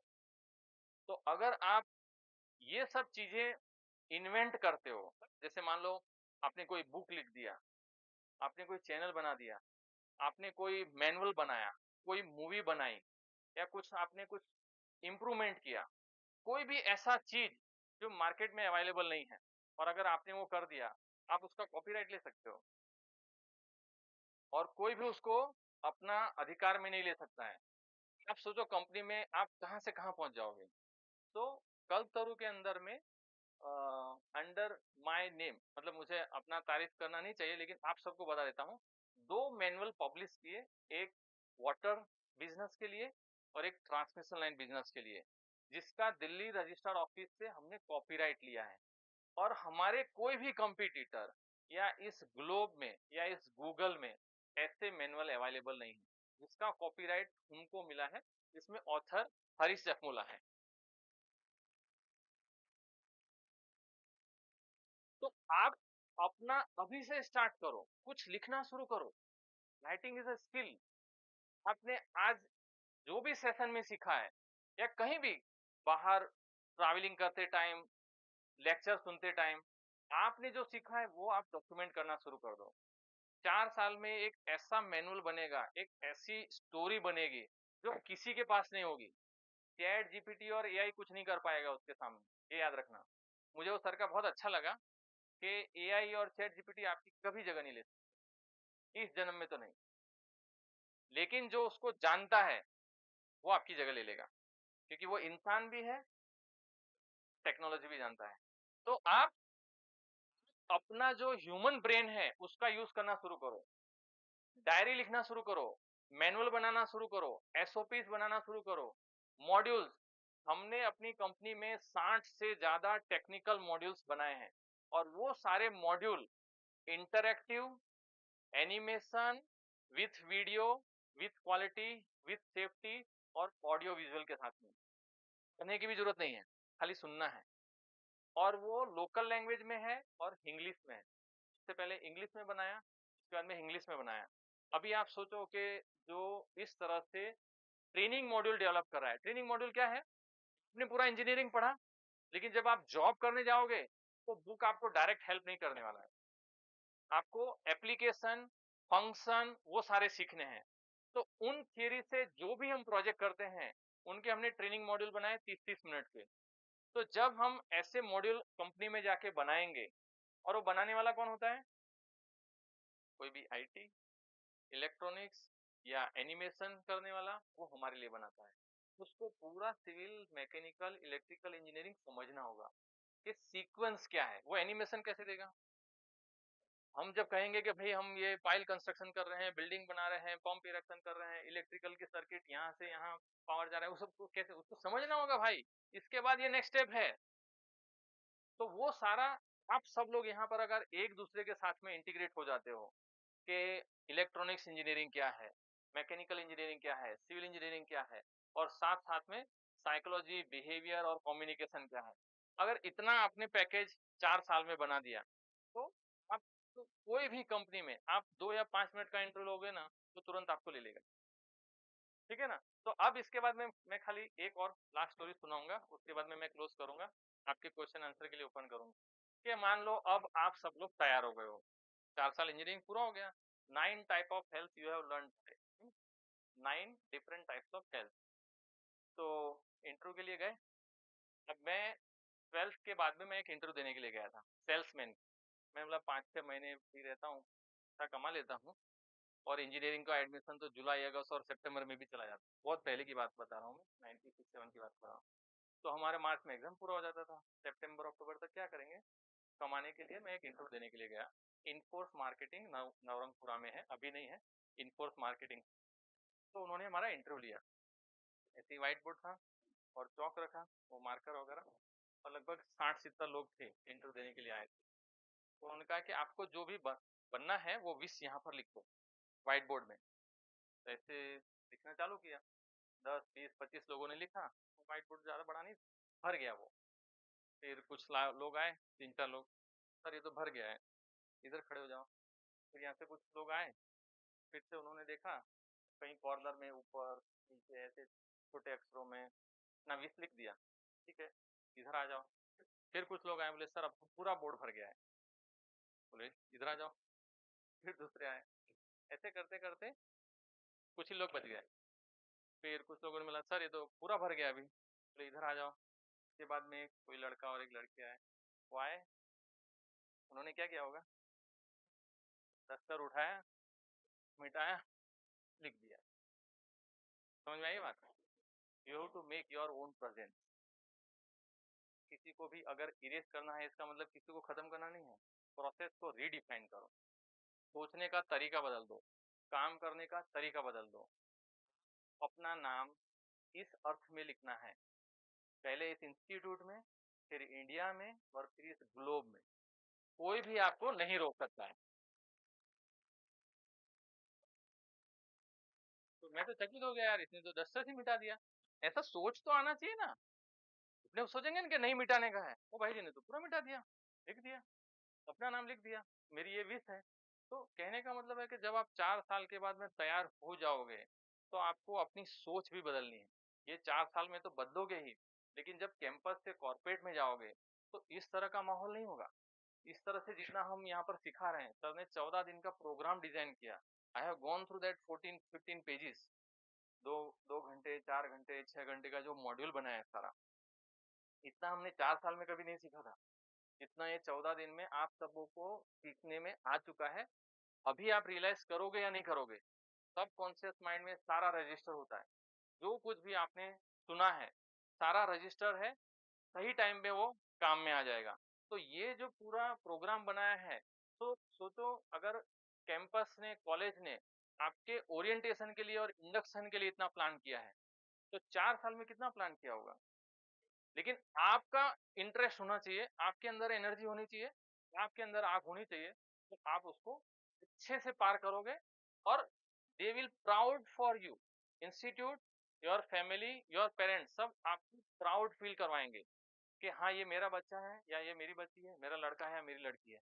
आप सही में एक कंप्लीट प्रोफेशनल बन जाओगे अगर आप 4 साल को अच्छे से करते हो। With this I thank you very much, thank you institute.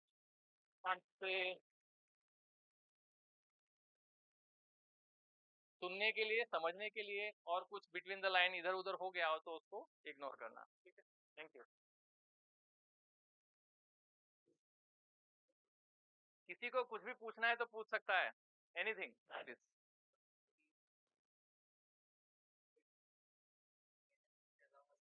तो ये भी सीखना पड़ता है। बिल्कुल तो जैसे आप भी पहले सीखते होंगे ना कि इलेक्ट्रिकल है तो उसका वायरिंग सिविल वालों को इतनी जगह छोड़नी पड़े, आपके लिए भी वो पढ़ना पड़ता होगा ना। बिल्कुल बिल्कुल। देखो मेरे पास में बहुत सारे कॉल्स किसके लिए आते हैं, पेरेंट्स के, पता है कि आप मेरी लड़की को या लड़के को फोन पे बात करो, उसको इतना बड़ा जॉब मिला है बट उसको अभी सिविल वर्क दे रहे हैं, तो ही और she wants to leave the job, I am electronics engineer, I am electrical engineer, but अभी तो काम शुरू हुआ है। तो अब ये समझने का कोशिश करो कि घर में जो पेरेंट्स हैं वो क्या घर के अंदर में हर चीज के लिए अलग रखते हैं, civil engineer, electrical engineer, mechanical engineer, क्या क्या सोसाइटी रखती है। हम सब काम करते हैं, सब समझते हैं, सावधानी से करते हैं, लेकिन हम सब कुछ समझ सकते हैं। ये ब्रांच क्यों डिवाइड किया है? ब्रांच इसलिए डिवाइड किया है कि हर कोई अपना सब्जेक्ट मैटर का, डोमेन का एक्सपर्ट बने। इसके लिए नहीं कि ये काम मैं नहीं करूं, समझ रहे हो? काफी सारी कंपनियां जो स्मॉल कैप कंपनियां होती हैं, वो एक ही इंजीनियर या एक ही मैनेजर रखता है कि वो सारे काम को मैनेज करेगा। प्रोजेक्ट मैनेजर एक ही होता है, राजा एक ही होता है, समझ रहे हो? प्रिंसिपल एक ही होता है। तो मान लो प्रिंसिपल एक है, वो बोले नहीं यार मैं सिविल से पास हुआ हूँ तो मैकेनिकल इलेक्ट्रिकल का कैंपस नहीं करवाऊंगा तुम्हारा, ऐसा होता है क्या? He has to learn everything, understand everything. तो जब भी आप कोई भी प्रोजेक्ट करोगे, चाहे वो आईटी, इलेक्ट्रॉनिक्स, मैकेनिकल, आजकल की बिल्डिंगें कैसे बनती है, पूरा सेंसर से बनी होती है, क्रैक ऑटोमेटिक रिपेयर हो जाती है, बिल्डिंग ऑटोमेटिक सिग्नल देता है। रेलवे कैसे बन रहे हैं? वो सिग्नल देते हैं। एक्सीडेंट क्यों नहीं होते हैं रेलवे के? अभी के जो रेलवे बन रहे हैं ना, वो आपको 500 मीटर दूर से सिग्नल देंगे। तो अगर सिविल इंजीनियर सिग्नलिंग नहीं सीखेगा तो कैसे चलेगा? बहुत सारा एडवांसमेंट हो रहा है। हाँ, लेकिन हमको तो खाली वो आज ये ब्रिज गिरा वो गिरा उसका ही न्यूज आता है, क्योंकि वही दिखता है ना। बट एडवांसमेंट बहुत आगे जा चुका है, हम हमारी सोच और समझ से आगे जा चुका है। तो उसके लिए हमको सीखना होगा। आप अगर यहाँ पर क्रॉस फंक्शनल लर्निंग सीख लेते हो अपने फ्रेंड से, तो आपको जॉब में कभी दिक्कत नहीं आएगा। आपका जो मैनेजर होगा, आप ऐसे नहीं बोलोगे कि सिविल है तो सिविल मैनेजर होगा, इलेक्ट्रिकल है इलेक्ट्रिकल मैनेजर होगा, कोई भी विंग का हो सकता है। तो वो सीखना होता है। कोई भी इंजीनियरिंग आप सीख सकते हो, उसके लिए बीटेक करने की जरूरत नहीं है। सबसे ज्यादा वही लोग कमाते हैं जो ये प्रिजुडाइज नहीं होते हैं कि मैं सिविल में मैकेनिकल में लिख, है ना। और वो नॉर्मली जैसे नहीं बोलते हैं कि भाई एमटेक करूँ कि एमबीए करूँ, मैं किसी की बुराई नहीं कर रहा हूँ, एमटेक करूँ कि एमबीए करूँ, तो मैं उनको बोलता हूँ कि एमटेक एमबीए को रिपोर्ट कर, एमबीए एमटेक को रिपोर्ट नहीं करता है। कोई बोलता है ना कि मैं कैरियर कैसे चूज करूं, तो एमटेक भी अच्छा है, एमबीए भी अच्छा है, लेकिन जब इस दुनिया में, इस इंडिया में कोई प्रोजेक्ट करने की जरूरत पड़ेगी तो एमटेक वाला इंचार्ज नहीं होगा, एमबीए वाला ही इंचार्ज होगा, वही उसको रिपोर्ट करेगा। Why? Because he is having more human skill than MTech. MTech और पीएचडी होगा तो क्या होगा? बोल मत देना जितना पीएचडी थे वैसे। कहने का मतलब है वो प्रिजुडाइज होंगे क्योंकि उन्होंने मास्टरी हासिल कर ली है उस सब्जेक्ट पे, उस वर्ड पे। तो हम चेंज नहीं हो पाएंगे। और ये डायनामिक सिचुएशन है इंडिया का, जहां पर हर मोमेंट में आपको चेंज होना है। तो मैं किसी भी चीज को चेंज नहीं होने दूंगा। अगर मैं अपने आप को बदल देता हूँ किसी भी सिचुएशन में तो मैं प्रोजेक्ट कर पाऊंगा। बट अगर मैं रिजिड और कंजर्वेटिव रहता हूँ, क्यों? मैंने अब गोल्ड मेडल किया है, मैं सेल्समैन की नौकरी तो नहीं। नौकरी किस लिए करते हैं? खाना खाने के लिए, पेट में दाल रोटी जाने के लिए। तो गोल्ड मेडल ने क्या सिखाया है? कुछ नहीं सिखाया है।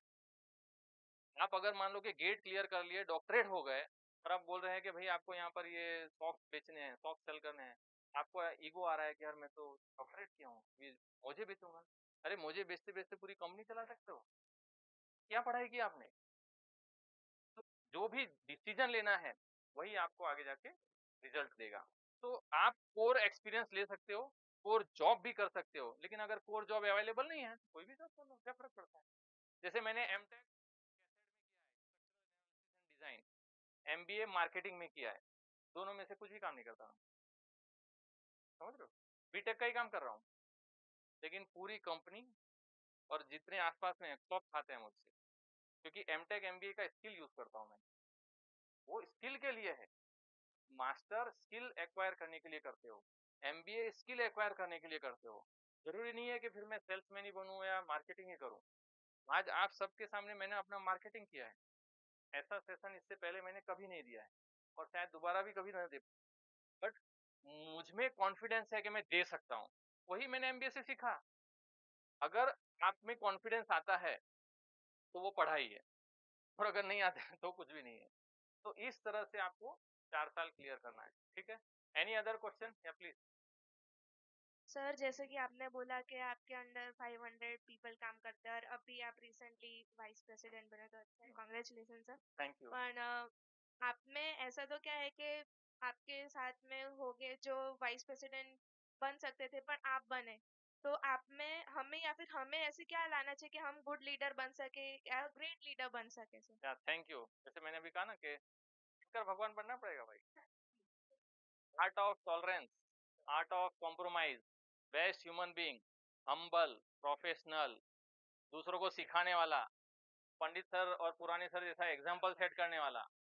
जब रिजिड होना है, कंजर्वेटिव होना है तो हो भी जाने का, सॉफ्ट होना है तो सॉफ्ट भी हो जाने का, अपने ईगो को अपने काम में नहीं लाने देने का, और टीम में काम करने का कोशिश करो। टीम में काम करने का मतलब ऐसे नहीं है टीम बिल्डिंग। सबका गाली सुन के भी हंस के अगर आप उनके साथ रह सकते हो, उसको टीम बिल्डिंग बोलते हैं। समझ रहे हो? यानी अगर आपको सही में आगे जाना है, मैं ऐसे कहूंगा, रेस में जीतने के लिए रेस में रहना जरूरी है। बट अगर आप लड़ाई झगड़ा कर लिए तो हमेशा बॉस, यानी मेरे भी बहुत सारे बॉस बने हैं। अभी मैं मेरी कंपनी में एमडी जो डायरेक्टर है उनको रिपोर्ट करता हूँ, तो वो हमेशा मुझे क्या बोलते हैं, फॉर एग्जाम्पल अगर वो 9 हेल्थ रिकॉल करोगे तो आपको सब समझ में आ जाएगा कि क्या क्या स्किल हमको चाहिए जिसकी वजह से दूसरा नहीं बन सकता है लेकिन आप वो जरूर बन सकते हो। ये डेमोन्स्ट्रेट होता है। मैसेज कंपनी में टॉप मैनेजमेंट के पास जाते हैं कि अगर इसको काम दे दिया तो काम हो गया, उसको सिखाने की जरूरत नहीं है, वो अपने जैसे और 10 आदमी बना सकता है। जो हमारा टारगेट रहता है, यानी जितना थोड़ा स्वार्थी भी हो जाऊं, जितनी मैं सैलरी ड्रॉ करता हूं, तो मेरा जॉब है 20 से 25 मैनेजर हर साल प्रोड्यूस करना। काम करना मेरा वो नहीं है, काम की सैलरी मुझे नहीं मिलती। काम करने की सैलरी इंजीनियर को मिलती है, काम करने की सैलरी मैनेजर को मिलती है। मुझे 50 मैनेजर हर साल में दे सकूं, उसके लिए मुझे सैलरी मिलती है। आप समझ रहे हो मैं क्या बोल रहा हूँ? उसके लिए आर्ट ऑफ टॉलरेंस बहुत जरूरी है, और कम्युनिकेशन और अंडरस्टैंडिंग, और कोई कचरा और गार्बेज दिमाग में नहीं होना चाहिए। नहीं तो आप ही आधे लोगों तो बात नहीं करोगे, भाई ये यूपी वाला है मैं बात ही नहीं करूँ, ये महाराष्ट्र का है ये मैं बात नहीं करूंगा, खत्म कहानी। लेटर शुरू होने से पहले ही खत्म हो जाएगी। आपको आपका दिमाग में कोई कचरा नहीं होना चाहिए, तो आप लेटर में फटाफट दौड़ते जाओगे। मतलब मैंने तो सपना देखा था कि मैं शायद रिटायरमेंट होऊंगा तब पहुंचूंगा, समझ रहे हो? पुरानी सर के साथ मैं कभी बैठूंगा, मैंने तो सपना भी नहीं देखा था कि मैं बैठ पाऊंगा, बहुत जल्दी पूरा हो गया। अब मैं और नए सपने बनाता हूँ कि अब मैं फॉरेन के सारे एयरपोर्ट विजिट करूंगा। अभी इंडिया के तो हो गए सारे, फॉरेन के एयरपोर्ट विजिट करूंगा। तो जब आप ऐसी सोच रखोगे तो आपको उस तरह का काम मिलेगा और आप आगे बढ़ते जाओगे। Any other? Please please. हाँ, ગુજરાતી પણ આવડે છે એકદમ બિંદાસ. ગરબા નવરાત્રી બધું ખેલેલું છે. તમે કીધું કે નોનવેજ સાથે રહેવાનું, તો તમે કયું એક્સપેક્ટેશન અમારાથી રાખો કે આ ફેસ બનાવતો ના એનાથી એને કઈ ફરક નથી પડતો, એના ખાલી એના જોબ થી જ છે. અચ્છા, તમે કયું એનું ઇમોશન જુઓ કે ના બરોબર અને એનાથી કઈ મતલબ? હા, હવે જુઓ, માન લો કે બેસી જાઓ, માની લો કે આપણે જ્યારે ઇન્ટરવ્યુ કરીએ, હવે હું 2-3 આન્સર આપીશ તમને, તમે તમારો આન્સર પિક કરી લેજો. કે સપોઝ જ્યારે અમે ઇન્ટરવ્યુ લઈએ અને અમે એને ક્વેશ્ચન પૂછીએ કે ભાઈ તમારા રૂમ પાર્ટનર નોનવેજ કે સ્મોક કે ડ્રિંક કે એક્સ વાય ઝેડ બીજા કલ્ચરનું છે કે કોઈ છે, તો હાઉ યુ વિલ ટોલરેટ, કે તમે શું કરશો? સર હું એની કમ્પ્લેન કરીશ, એવું આપણે આન્સર આપીએ ને, તો આટલા આન્સરથી અમે ડિસાઇડ કરીએ છીએ કે ભાઈ પર્સન શુડ બી એલિમિનેટેડ. કેમ કે જે 12, 18, 20 વર્ષમાં એ નહીં શીખ્યો, તમે 1-2 વર્ષમાં તો શીખવાડી નહીં શકીએ.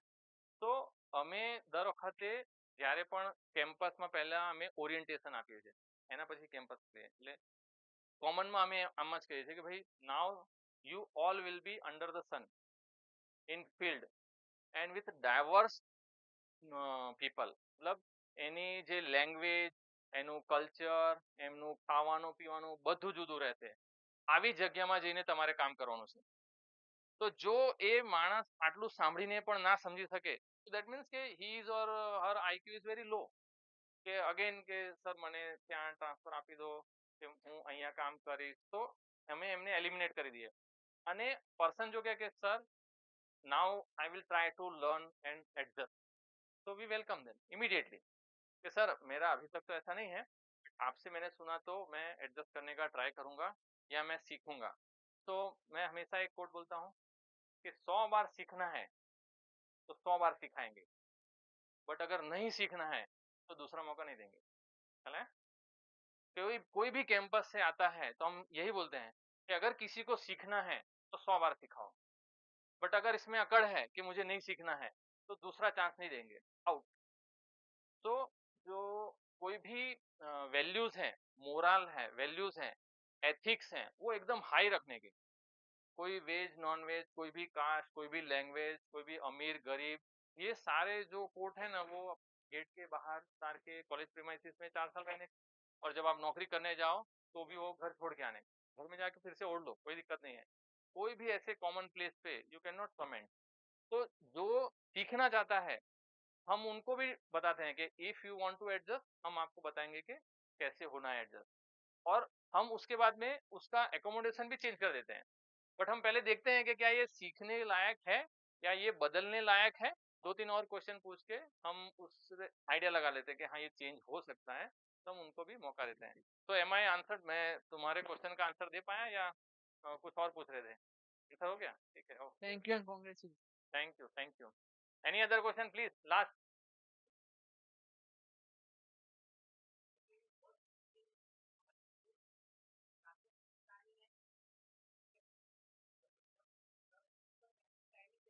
ओके, हाँ ठीक है, गुड। फिर दो, वो इसमें एक स्टोरी है कि एक बार क्या होता है कि एक लोमड़ी और एक कुछ कौवा या कबूतर ऐसे एक पेड़ में ऐसे बैठे हुए थे। तो वो नीचे वहाँ कहीं से शेर आता है, तो ये बैठा रहता था। एक पक्षी था और एक कोई जानवर था। तो अरे आराम से सुने यार, कुछ फर्क नहीं पड़ता है। बोले नहीं नहीं यार, कुछ अगर आ गया, अरे बोले कुछ नहीं होता है, तो बैठना यहाँ पर। अचानक से शेर आया, तो जिसके पास में पंख थे वो तो उड़ गया, और जो वहां था उसको खा गया वो। तो मोरल ऑफ द स्टोरी कि अगर मान लो आपकी अपनी अकड़ है, तो ऐसी जगह पर जाओ कि जहाँ चला सकते हो, नहीं तो दुनिया आपकी अकड़ तोड़ के रखती है।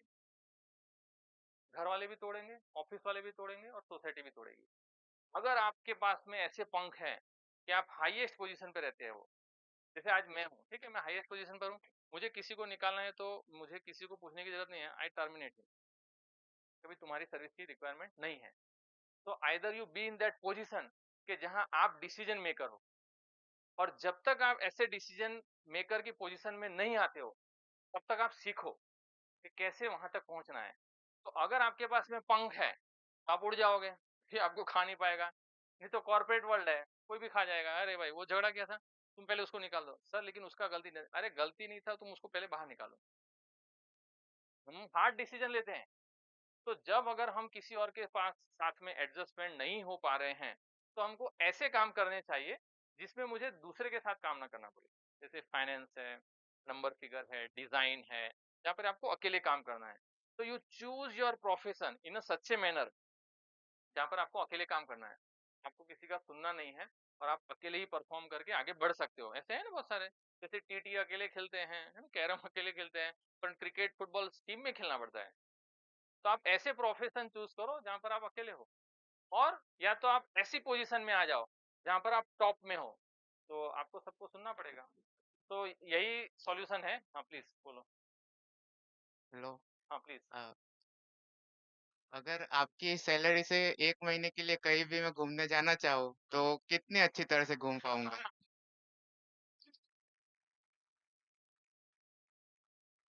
देखो, मेरा सैलरी तो मैं फिर भी बताऊंगा नहीं, ठीक है, फिर भी सर।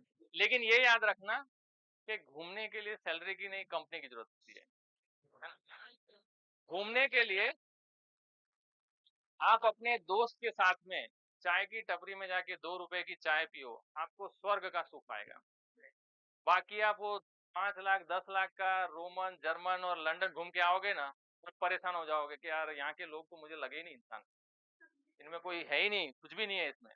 तो आप वो बिल्डिंग और कंक्रीट देख के आओगे। और यहाँ से आप धोड़ेश्वर महादेव या गांधीनगर या कहीं पर भी जंगल में निकलो, आपको इतना मजा आएगा पूछो नहीं। अर्ली मॉर्निंग 5 से 7 खाली एक साइकिल या पैदल चलो, यहाँ पर इतने सारे मोर आपको मिलेंगे ना कि आप खुश हो जाओगे। तो उसमें उस पैसे की जरूरत ही नहीं है कुछ भी, नो मनी रिक्वायर्ड। हाँ please. Good morning sir. Good morning, good afternoon. Good afternoon sir. Please please. Sir जैसे कि आपने बताया कि सैलरी बहुत, मैंने बताया था कि 1 CR का पैकेज बहुत इंपॉर्टेंट है। तो अभी जैसे कि मैंने बहुत इंजीनियर्स देखे जिनको मतलब इंडिया में टैलेंट है लेकिन कदर नहीं है। जैसे कि अगर आप इधर 8 घंटे काम कर रहे हो, चलो 9-12 घंटे काम कर रहे हो, तो आपको ईयरली आपको 8 लाख या 10 लाख पर एनम मिल रहा है। लेकिन अगर वही बंदा आउट ऑफ इंडिया जा रहा है, तो उसको मतलब 25 लाख पर एनम वो उतना मिल रहा है। अभी ट्यूसडे को एक स्वामी जी आए थे, जिन्होंने बताया था कि जो आउट ऑफ इंडिया वाले जो इंजीनियर बहुत सिस्टमेटिक एंड बहुत ज्यादा मतलब अपने डिसिप्लिन होते हैं। क्यों होता है? क्योंकि उनको सैलरी मिलता है 40 to 45 जितना उनको चाहिए उनका सैलरी मिलता है, लेकिन वो स्किल पर्सन है और वही स्किल पर्सन इंडिया में है और वो इंडिया वाले को कम सैलरी मिल रहा है और as compare to out of India वाला, तो इंडिया में वो क्यों ही मतलब रहेगा, क्यों इंडिया में वर्क करेगा वो? इतना जो बड़ा क्वेश्चन पूछ लिया है तो एक स्टोरी और पूछ लिया एक्चुअली नहीं, ये एक्सपीरियंस है अभी, पता है और मुझे। मैं किसी के अगेंस्ट में नहीं हूँ, लेकिन मेरा अपना व्यू में रख रहा हूँ, ठीक? तो कोई आप ऐसा कोट मत करना। वो समुद्र के किनारे एक आदमी था और वो कुछ मछलियों को उठा उठा के पानी के अंदर फेंक रहा था। जेलीफिश मछली होती है, ज्वार भाटा आता है तो बाहर आ जाती है। तो उसमें दूसरा आदमी आता है और वो बोलता है कि ये क्या कर रहा है, इग्नोर कर रहा है। तो वो बोलता है कि यार अरे इससे किसको फर्क पड़ने वाला है, इतनी लाखों मछलियां हैं। तो वो उसको उठाता है, किसको फर्क पड़ गया, ये किसको फर्क पड़ गया। तो क्या है कि फॉरेन हो, अच्छा काम करते रहोगे, definitely you will be recognise. इसका दूसरा कहानी है, मेरे कंपनी में ज्यादातर लोग ऐसे कंप्लेन करते हैं, मुझे भी फ्लाइट मिले तो मैं भी ट्रैवलिंग, क्या कि जिसको पहले पैकेज चाहिए तो मैं काम करूंगा, तुम काम करो, सारा पैकेज यहीं इंडिया में मिल जाएगा, मैं यहीं अहमदाबाद में हूँ, ठीक है। तो अनलिमिटेड, इंडिया की कंपनी जितना पे कर रही है फॉरेन की कंपनियां उतना पे नहीं कर सकती है, इतना है यहाँ पर। बट यहाँ काम करने वाले लोग हैं ही नहीं, है ना। यहाँ काम करने वाले स्टूडेंट्स भी नहीं है, काम करने वाले ग्रेजुएट्स निकमारियंस भी नहीं है। इतना सारा काम इंडिया में पड़ा है, इतना ह्यूज पैकेज है, आप जिसका कोई लिमिट नहीं लगा सकते हो। लेकिन क्या है कि भाई पहले मुझे 20 लाख, अभी हम कैंपस करते हैं तो फोन करके इतना पैकेज है तो वो आते भी नहीं है, यानी मुझे पैसा दो तो मैं काम करूंगा।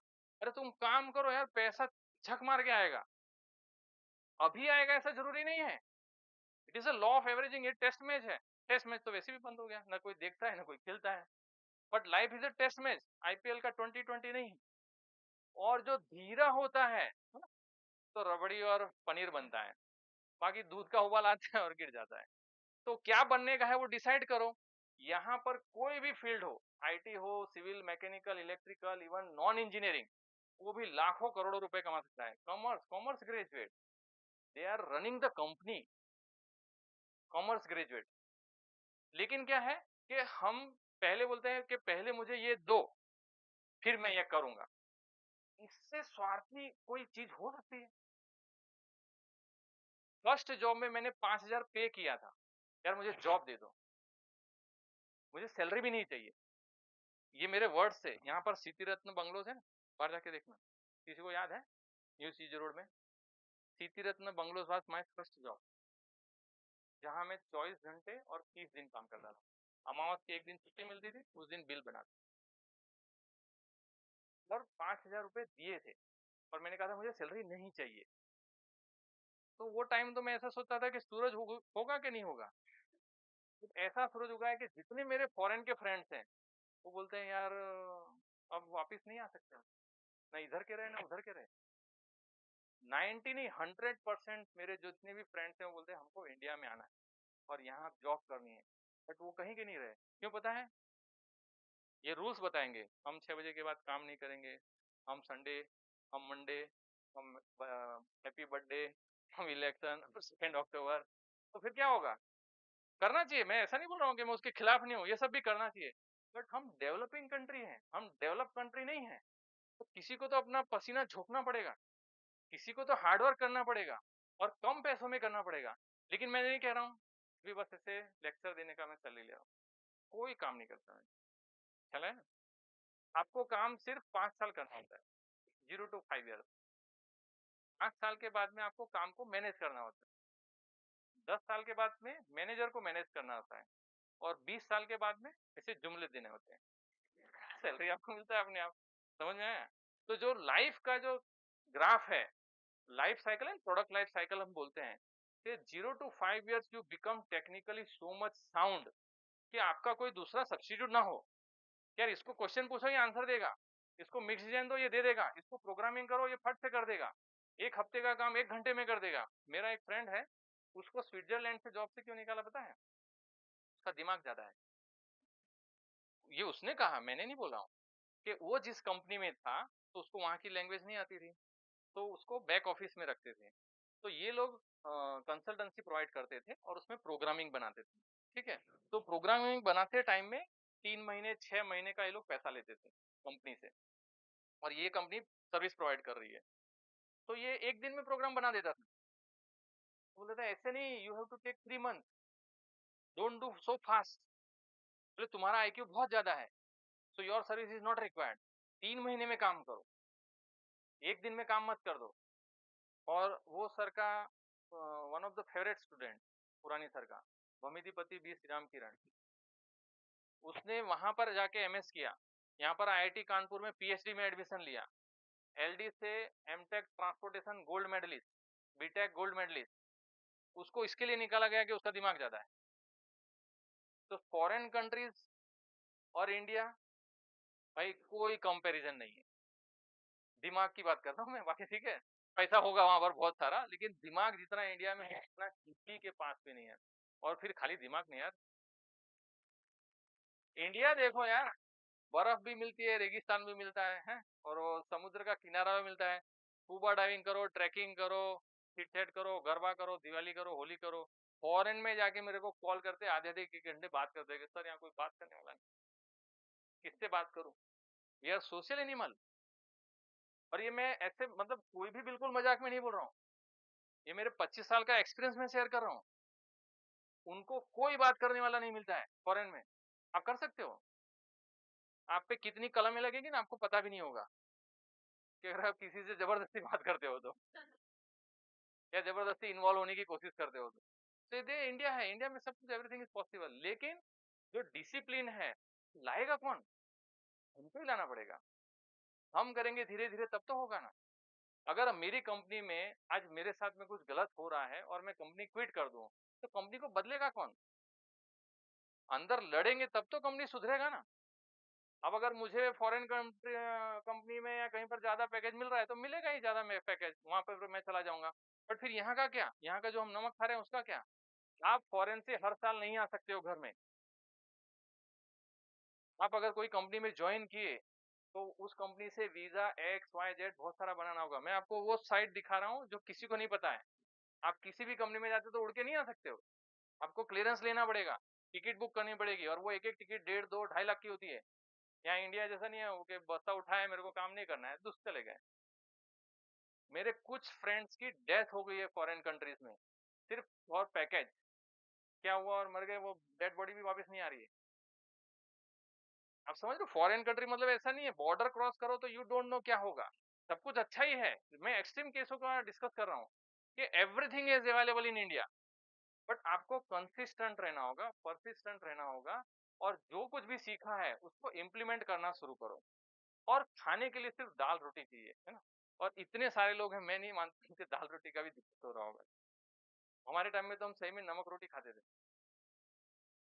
और दोपहर को खाना नहीं खाते थे क्योंकि बॉस लोग खाने नहीं देते थे, दिन में ही आ जाते थे ऑडिट करने या कुछ ना कुछ काम देने। फिर दिन का डिनर, लंच का डिनर हो जाता था, तब जाके खाना खाते थे, बीमार हो जाते थे। अभी ऐसा नहीं है।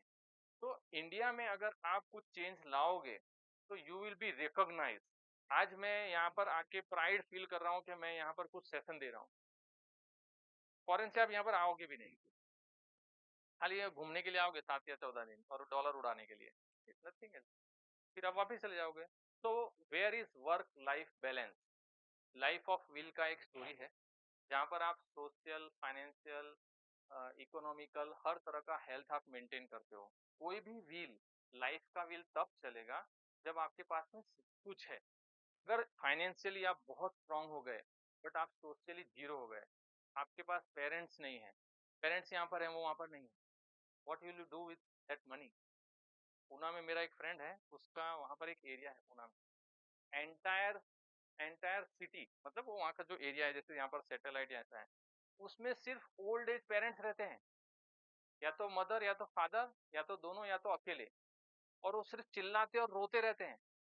क्योंकि बच्चे सब आईटी वाले हैं, निकल लिए फॉरेन, और वो उनकी जो बाइयों को सिर्फ पैसा ट्रांसफर करते हैं कि मर जाए तो उनको जला देना। इतना यानी ह्यूमैनिटी है ना जीरो हो चुकी है। और इंडिया में ये कहाँ हो रहा है? All metro cities, Poona, Bangalore, Kolkata, उसमें मतलब अहमदाबाद तो इतना आईटी हेवी नहीं है, बट सब जगह हो रहा है। क्यों? अरे अब जॉब ही वहां पर है, क्या करें? जॉब नहीं है वहां, तुम पैसा देख के गए हो, जॉब तो यहाँ पर भी है, बट कम पैसे में तुमको होता नहीं है, ज्यादा पैसा चाहिए। खाना तो दाल रोटी है, बस सोने की रोटी नहीं बनती है। बट जब आप एक लाइफ के ऐसे स्टेज में पहुंचोगे जहां आपको सब कुछ चाहिए, तब बोलेगा भाई तू चला गया था, तो तेरे साथ कोई नहीं आएगा। Because you have to invest time, not only money, in your relationship you have to invest the time also. तो जिसके साथ आप टाइम स्पेंड कर रहे हो वो आपके साथ टाइम स्पेंड करने आएगा। बट जब आप 20 साल फॉरेन में कमाने चले गए हो, कोई दोस्त नहीं आएगा, बस राइटिंग में देता हूँ, वो अपना काम करेंगे फिर। तो ये सोचो कि कितना टाइम ऑफिस को देना है, कितना सोसाइटी को, कितना फ्रेंड्स को, कितना पर्सनल हेल्थ को। बट चेयरमैन मुझे फोन करता है, की जिंदगी बनाओ ना भाई।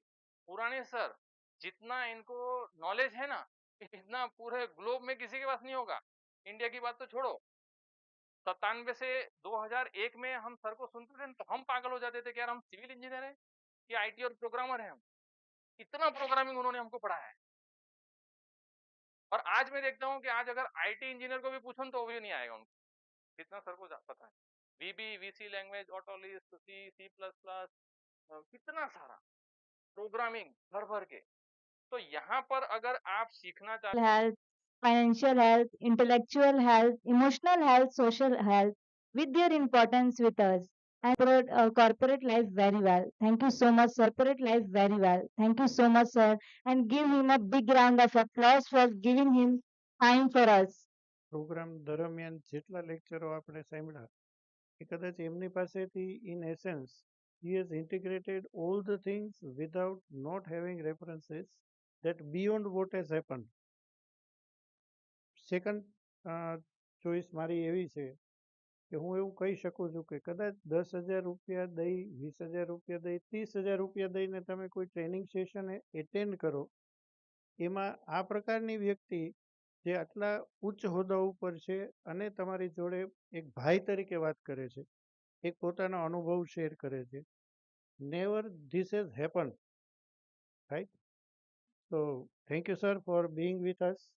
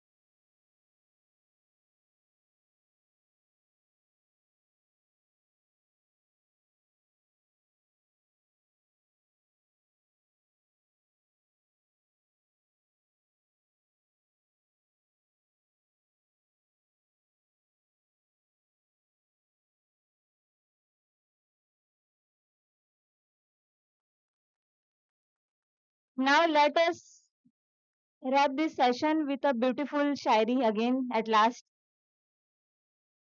सामने हो मंजिल तो रास्ता मत मोड़ना, सामने हो मंजिल तो रास्ता मत मोड़ना, जो भी मन में हो वो सपना मत तोड़ना। कदम कदम पे मिलेंगी मुश्किलें आपको, बस सितारे छूने के लिए जमीन मत छोड़ना।